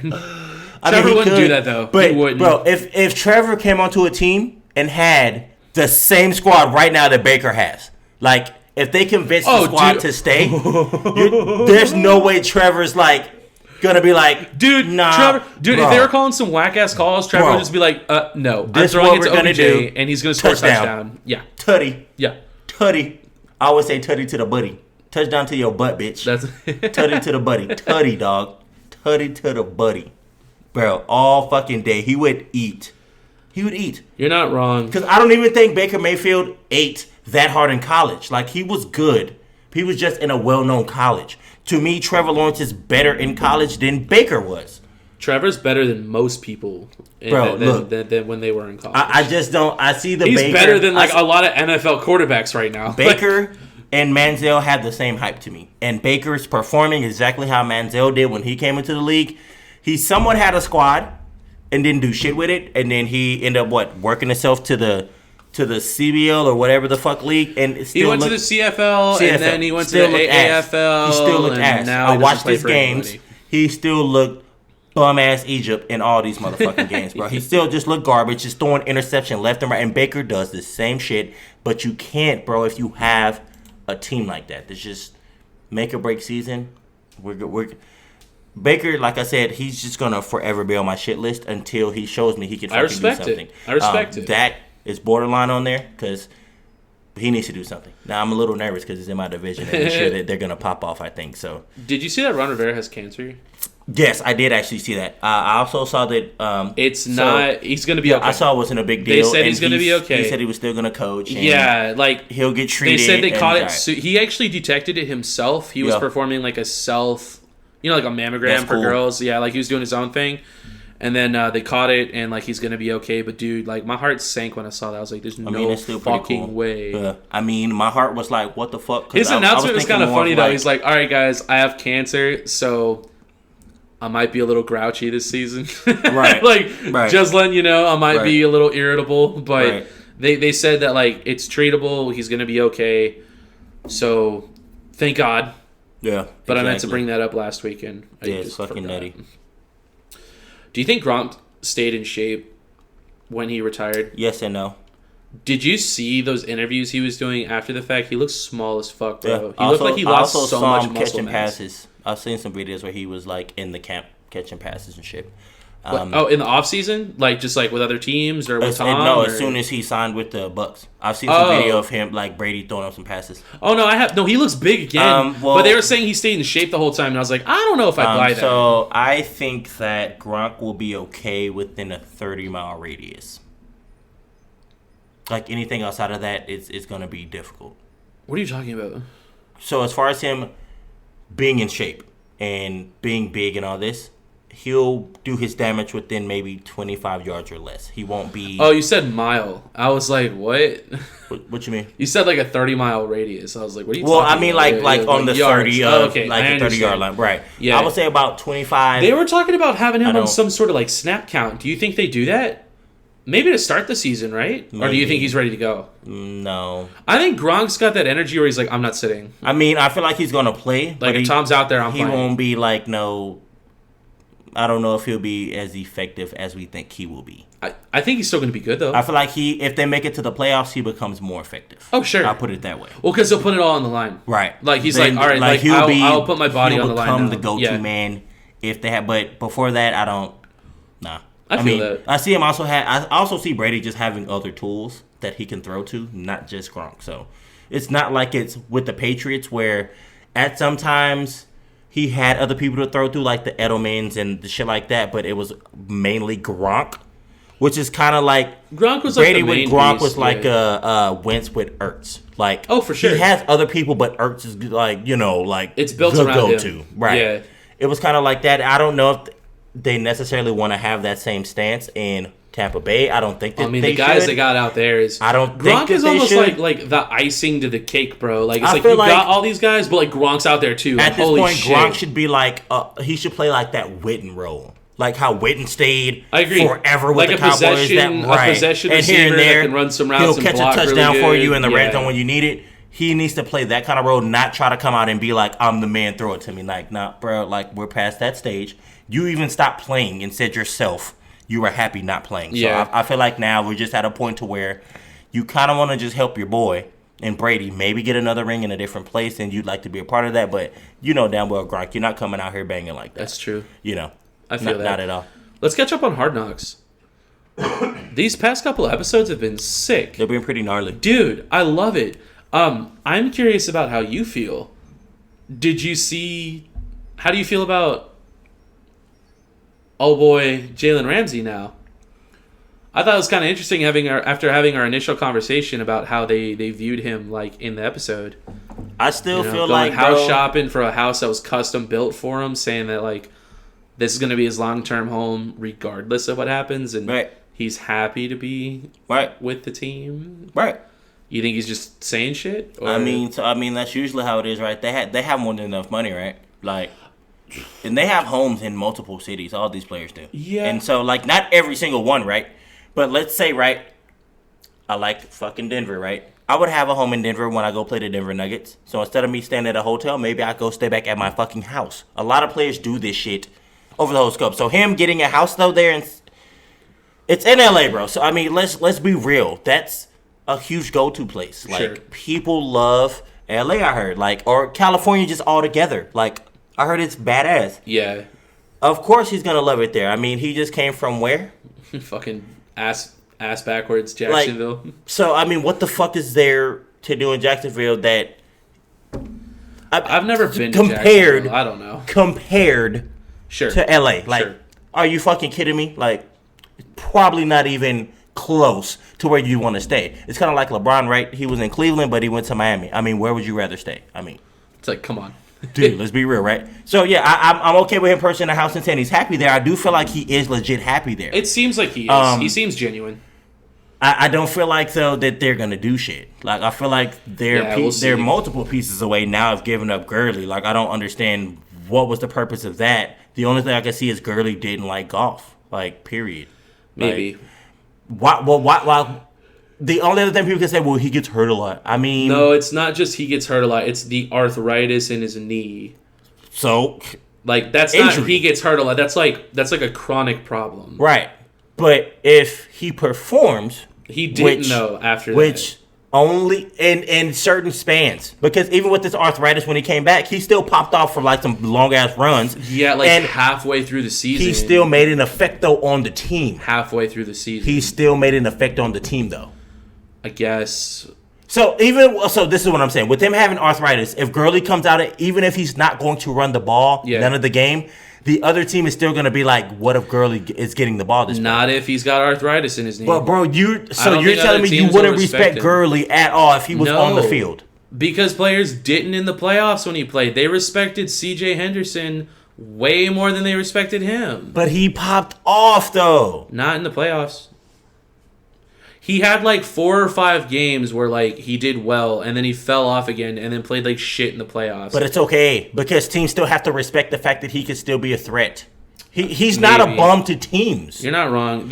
All I'm saying is that they wouldn't have made the playoffs if C.J. Anderson didn't come through and just like fuck shit up. So this is what I'm gonna call right now, and you're a huge football guy, so I know that you will track me on this.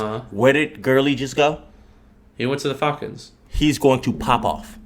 He will be fucking good. I'm doubtful. He will be. I don't think he will. Top 5 running back. Whoa! If he doesn't get injured, if he plays healthy the whole time, top 5. I'm not drafting him. Top 5. Unless I get him in like the 9th round or some shit. Top but 5. He won't last that long. Somebody will pick him early. Top 5 running back, healthy, guaranteed. Who's higher than him? Do you think? I think Saquon will be higher. I have Elliott higher. Nick Chubb. Josh Jacobs. Jacobs, maybe. I like Derrick Melvin. Derrick Henry. Derrick Henry is definitely up there. Aaron Jones. No, I don't have Jones up there. I do have Gordon. I feel like you think Melvin Gordon beats out Phillip Lindsay and Denver? So I feel like him and Lindsay will be dual backs. I don't feel like one person's going to beat the other. They would have to be. There's no way that I'm going to pick Lindsay over Gordon, and I'm not picking Gordon over Lindsay. Like, you can't just bench him, bro. There's no way. You can't bench Gordon, and you can't bench Lindsay. No way. You have to play them both. If anything, put Lindsay like in the slot or some shit. Like, you need them both on the field. They both have to play. Yeah. So, I have Gordon up there. And then I'm still going to have to, within my 5, I have to have McCaffrey, bro, who just popped off as the coldest running back last year. So you still think he's going to be top 5? Dalvin Cook, Christian McCaffrey, Derrick Henry, Josh Jacobs, Melvin Gordon. I have Saquon. Right. I have Elliott. Right. I have McCaffrey. Right. I'm going to say Gordon maybe, but I also have Henry. So my only person that could change is maybe Gordon for somebody else. Henry's going to do the same shit. I think Elliott's going to pop. McCaffrey's going to pop. And then, yeah, I have those are my set running backs. And I think Barkley's going to pop. So it's tough, bro. Now, top 10 would be a little easier. Oh, yeah, for sure. But a top 5, I can agree with that. It's really tough because the maybe. 4 dudes that I'm mentioning. I don't know if he's going to be that good, but that's a better argument. I mean, if you think about it, Saquon, that's probably a definite top 5. Probably. Elliott probably isn't. Probably not. But I think Elliott eats. I don't hate that. I don't. I have to put McCaffrey up there. Yeah. He will be. And I have to put Henry in there. I agree. And that's just 4. So, I mean, maybe the 5th can tier to whoever. I think Dalvin Cook's up there, too. Those 4 dudes have to be in there. Maybe Cook for Elliott. Maybe, and then another set. Yeah. Maybe. But other than, like, Saquon and Henry and McCaffrey, I'm not changing those picks. There's no way. I respect that. There's no way. Yeah. Yeah, for sure. For sure. How'd you feel about players being able to go home? I think they should have been able to do that. They should have been able to do that. I think that's cool. I feel like in a way, I don't want to say the NBA should do that because there's not enough time. Because since it's the bubble, they're literally game, 1 day off, game, 1 day off, game. So which I think is better that way. Yeah. I think for right now, with them practicing and being able to go home, it's a cool thing. But once they get in this bubble mode, that will change. Well, once the season starts, that won't be a thing. Yeah, no, they won't You're be going to be stuck. Yeah, at the season started. Bro, I'm telling like, you, they're going to have to pick a one place, bro. Like a designated spot where everybody will just hoop from, or baseball from, or hockey from, or football from. Like, it's gonna need to be one just place, bro. Can we talk about how nice SoFi Stadium is? Dude, we were talking about Alliance Stadium. Dude, SoFi Stadium looks amazing. That's pretty raw. I want to go there. That stadium looks so nice. That is pretty raw. And like that whole ring of screens they have around the whole stadium is really so cool. I'm jealous. They got a sick stadium, bro. If football does it right, the reason I'm excited is because, bro, we will be getting like 3 to 4 games a day or every other day.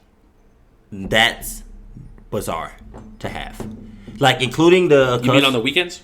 Every day. Not true. I think so. That won't happen. If they do like a little bubble type of deal... It won't happen. So if they don't do a bubble, then it won't. But they're going to have to do a bubble. Even if they do a bubble, it won't happen. So how often do you think the games will still be played on a week basis? Yes. I'm certain it will. Just one game? I'm certain. Yeah. I don't think they're going to do it that way. Dude, players, like, the NFL is so much more physically demanding than especially the rest. With adding an extra game for the season altogether. Yeah, no, they need that week of recovery. Players already don't like Thursday Night Football. If it were up to the players, they would not have Thursday Night Football. I don't know, bro. We're going to see. Okay. Well, I'm telling you. I'm just letting you know. Like, it's not going to happen.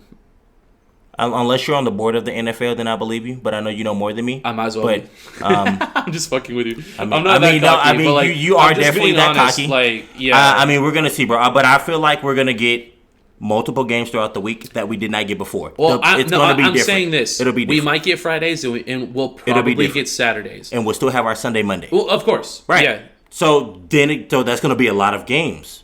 Well, you said like every day of the week. Or every other day. Or every 2 days. Like, we're going to have... I think we'll have multiple games. Well, that's just a weekend. You got Friday through Monday. I think we'll have... And I think if there's any games on Friday, it'll be like a Thursday night thing where it's like, you get one game. Right, because it's still TNF.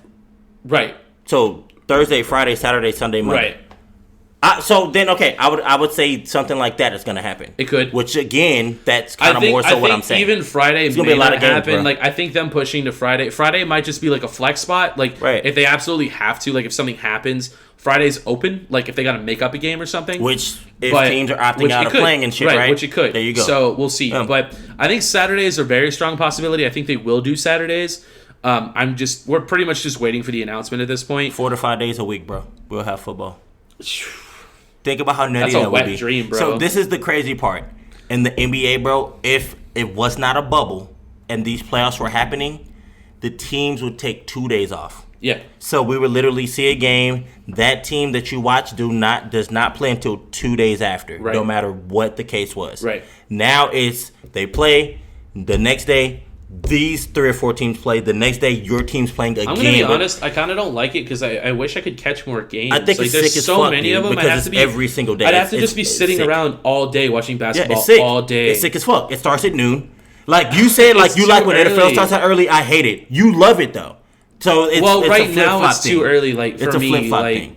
I don't know. I love the games coming on at noon. I don't like it in the middle of the week. Like if it's on Sunday, cool. Like all day Sunday, like, let's vibe. But the games that have been coming on Monday, Tuesday, Wednesday, I don't care. From noon all the way to like fucking 10:30, I've been watching fucking basketball games coming on. Sure. Like, it's fucking legit. And I feel like if the NFL did it that way, people would fucking watch it. People would probably say like, this is bullshit, what the fuck? But I guarantee your ratings would still be high because people don't really have shit to do right now. Everybody's stuck at home. Yeah. So shit, people are gonna watch that shit. I'd watch it. I'm not. I only watch my team, but this year for football, I'm gonna watch every game because I want to see how every team. It's you know, true. Shit's you know weird. what I'm saying? So like people want to see like I want to see how teams everything. are gonna play. Like how do they handle the adversity? How are they going to handle BLM? Like, what are they going to do for the anthem? I'm watching every team in basketball, which I only care for the Lakers. I would never before watch any other team because I didn't give a fuck. I'm watching every single game now because I want to see, like... Same. Yeah. So I think the NFL is going to do... Bro, it's going to have to be something gnarly as fuck. Yeah. I thought that Sean McVay's story that he told during the 3rd episode was really cool about how during his first training camp there was like a big fight that broke out and like Aaron Donald was like fighting somebody and then Sean McVay jumped on his back to try to subdue him like in the middle of the fight. And then like Aaron Rodgers looked over and he's like, what the... I mean, Aaron Donald looked over and was like, what the fuck are you doing on my back? Right. He's probably still fighting his press and pressing it. Like, at the end of the day, press. Like, as big as fucking Aaron is, bro, he's... fucking probably squatting. Yeah, it was just really funny. Sean, like dude. That made me like Sean McVay so much more. I was like, oh, this guy's in it, That's bro. So like funny, he dude. fucks with his guys. And it's probably like, dude, what the fuck are you doing? Like it probably felt like a feather on his back. Right. Did you see? Oh shit. Who'd we see a lot more under center this week? Oh fuck. Who these past couple of weeks? Who've you seen under center a lot more? I'm curious. I want you to say it. Bro, who have you seen? Who have you seen a lot less of? He's. Look, man, I told you, bro. I told you that. I don't know, man. So, for those wondering, it's Tyrod Taylor, the starting quarterback. He was good. He was never not good. Right. He should have stayed with the Bills. The Bills are perfectly fine with Josh him. Allen's great. Dude, Tyrod with that team was balling, bro. Yeah. He had him pretty much in the same position that your boy that you just mentioned that I like has him in right now. It was the same shit. But Josh Allen's cheaper. They just gave him, that's all it was. That's all it was, bro. That's all it was. Yeah. But the one thing that was really concerning for me that I think would actually result in Justin Herbert not having as many starting games is cadence issues. I mean, this is something that I wasn't aware of. Did you see that part? No, I didn't. Yeah, so he's got cadence problems. Like, apparently almost all of his snaps he took in college were silent count, and he started the play with a clap. So his cadence is trash. And Anthony Lynn was like, you need to work on your cadence because I can tell every single time when it's a run play and a pass play based on your cadence. Your cadence is fucked, and we can all tell like what you're doing. That's not good. Yeah, and that's huge. Right. And they were explaining him. They're like, dude, what you need to understand is that like in the NFL, dude, I've heard stories of like football players, like offensive linemen, like his thumb was facing like this direction, and like that meant he was getting ready for a run play. Right. And then like his thumb was this way, right. And like it was a right. like his toe was pointing like, at 95 degrees instead of 92 degrees. Right. And like that's how we knew what it was. Like, dude, like NFL defenses are fucking insane, shit, right? Exactly. It's like cadence, dude. Like forget about unless they go to like all silent count or some shit. I don't think he starts as early as people are anticipating. After seeing like that's a big deal. Unless that's huge. Unless Herbert comes out and he's putting in like hours of worth practice in so that he can get his cadence perfect. Like, that's just something, like, you can't. You can't, bro. You're at such a disadvantage, like, if your cadence is bad. So, they could go to silent count. They could do all silent count, and it could potentially work. I mean, whenever you're visiting other teams' stadiums anyways, you're doing silent count for the majority of the game anyways. Loud. Exactly. I don't know. Or they could just do the clap. I don't know. There might be ways around it, but that's had tough. Me extremely concerned. That's tough. Because I was like, I wouldn't want my quarterback starting if he didn't have the cadence. I wouldn't either. Fuck that. No way. Nah. They're saying that Deshaun Watson is getting even better in practice right now. Like, they're saying he's the best. He's playing right now the best he's ever played. And I have to see that. Me too. I'm going to have to see it's it. It's camp, and everyone looks good in camp.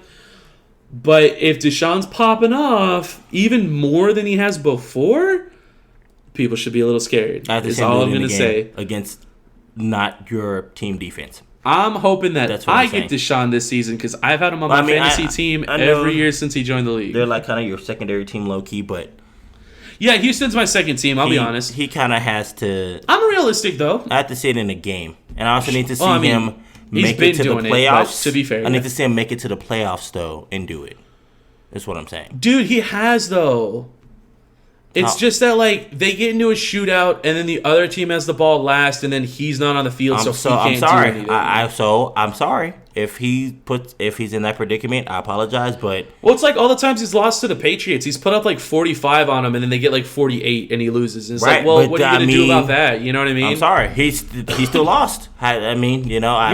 He has to be held accountable in a way for that. It's not really his fault at that point. So if he's good, right, instead of him being on the 48-45 losing end, he'll be on the 48-45 winning end, right? I guess. So that's what we need to be seeing this next season. We'll see. Yeah, you're right. I mean, they said he's popping off, right? Yeah.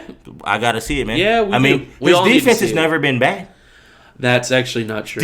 That defense has been pretty rough these last couple of seasons. And J.J. Watt's been getting hurt. They traded away DJ Reader. Their secondary is abysmal. Like, that defense is not as good as it's been in the past. It's not. It needs a lot of work. Yeah, most of these games, right, they're still in the game. Because of Deshaun. Right. Yeah. So then he should just win them then. Right? Yeah, I guess. The defense didn't get any better, did it? That's what elite quarterbacks do, yeah. So, and I would consider him to be that, so I guess I'm inclined to agree with you. Right. He doesn't have a choice then. If you know your defense sucks, then just score Maybe every time. this is his year. Maybe this is his year, like, he starts winning those games. You just got to score every single time then. Yeah. Period. There's no ifs, ands, or buts. They have, like, the all-IR team. They've got David Johnson. They've got fucking Kenny Stills. They got Will Fuller. They got Brandon Cooks. They got everybody that's had injury problems.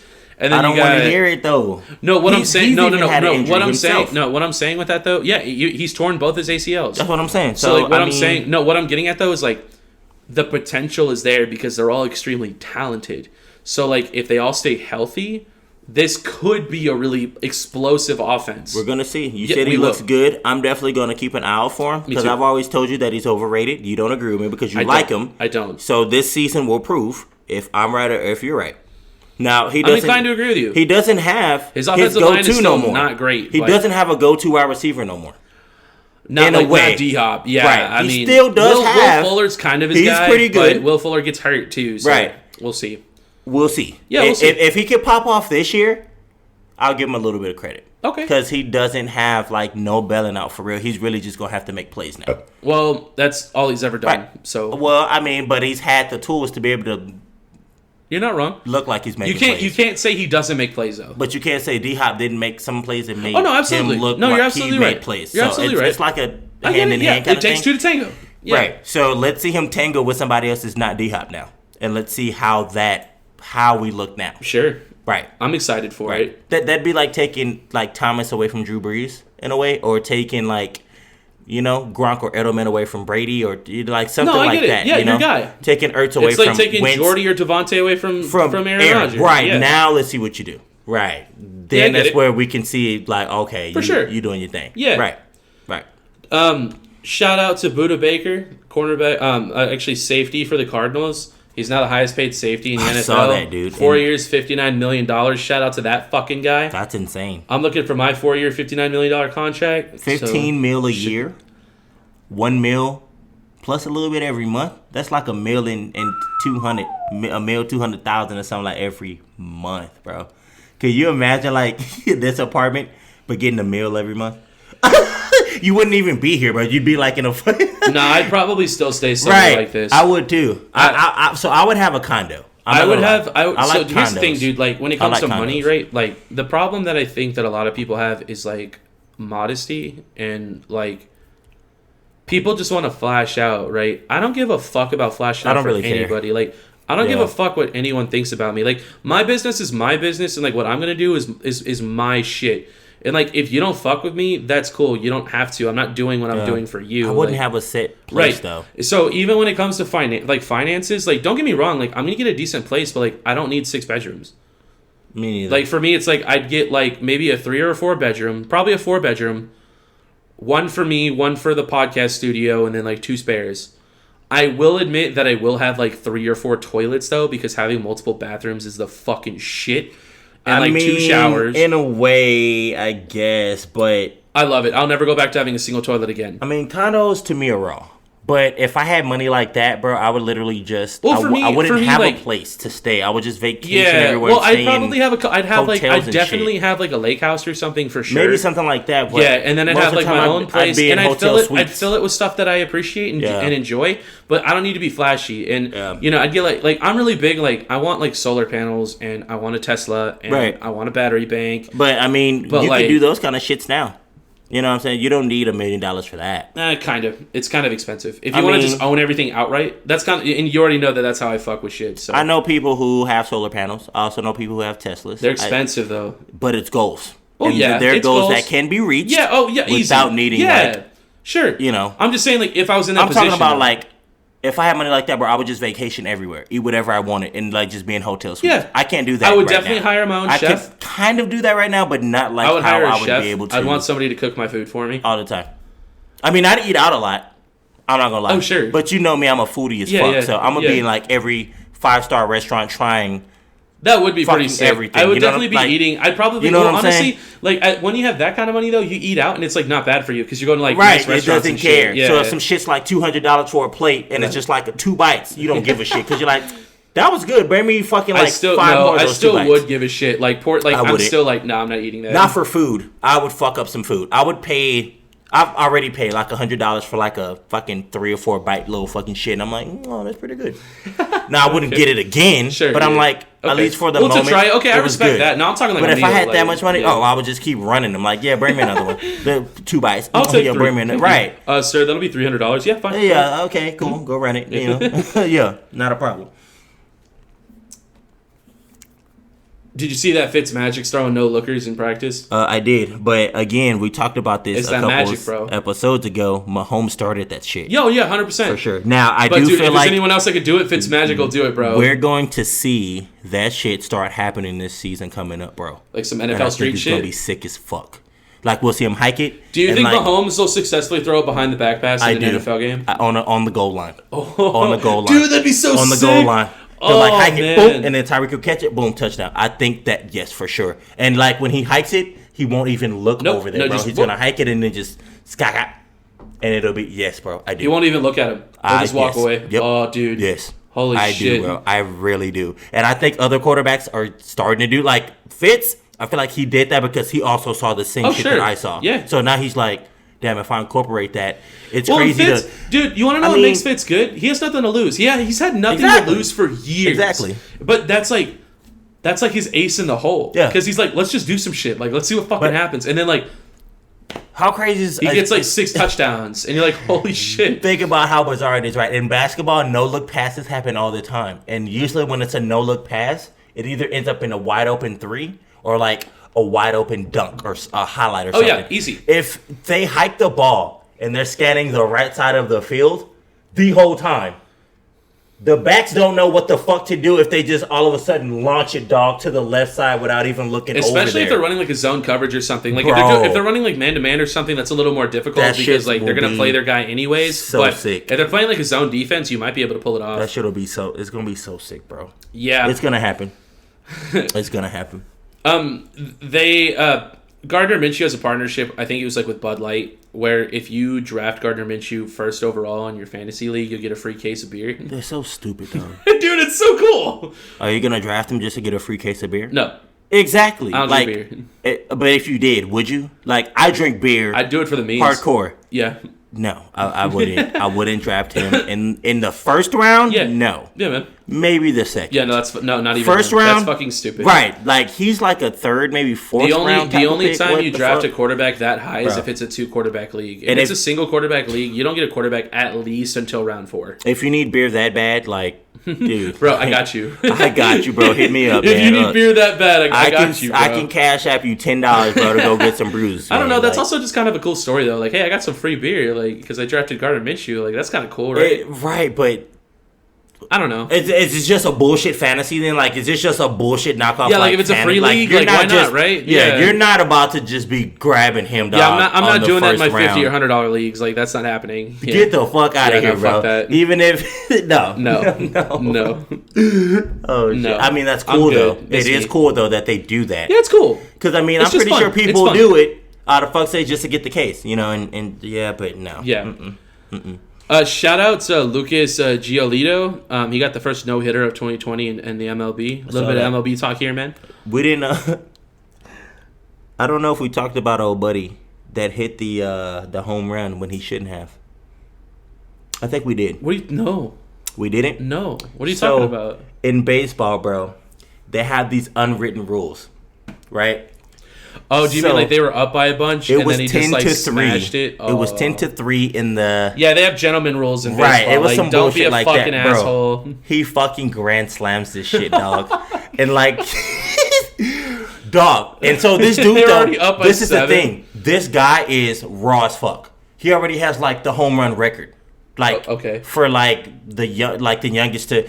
So basically, he's sick as hell. He's literally a hitter, like a home run hitter kind of dude.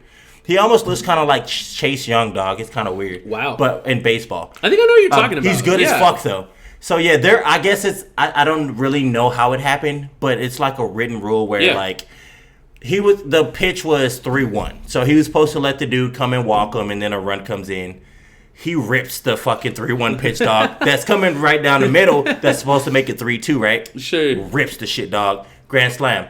They pull out the pitcher, bring in another pitcher. The next hitter, they intentionally throw this fucked up crazy pitch that's way behind the hitter, bro.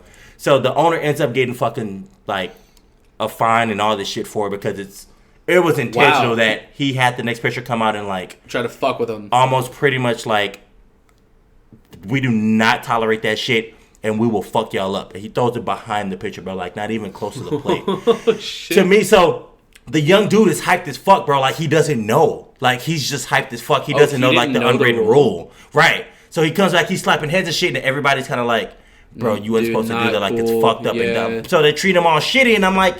That's fucking fucked up, man. Fuck y'all. Like, the game is to fucking score. You got the guy on your team for runs. Like, fuck that. The pitcher should have threw a slider or something. Fuck y'all. Yeah. There ain't no fucking courtesy. I'm not your fucking friend. Like, if we're playing against each other, bro, I'm gonna beat your ass. Like, that's like us getting in a fight, and I hit you 2 times, and you don't hit me, and then I say, like, oh, man, all right, man, you can hit me a couple times. I'm sorry. Man, fuck that. I'm going to just beat your ass. Yeah. Like, get better. Right. Get better. If you don't like it, get better.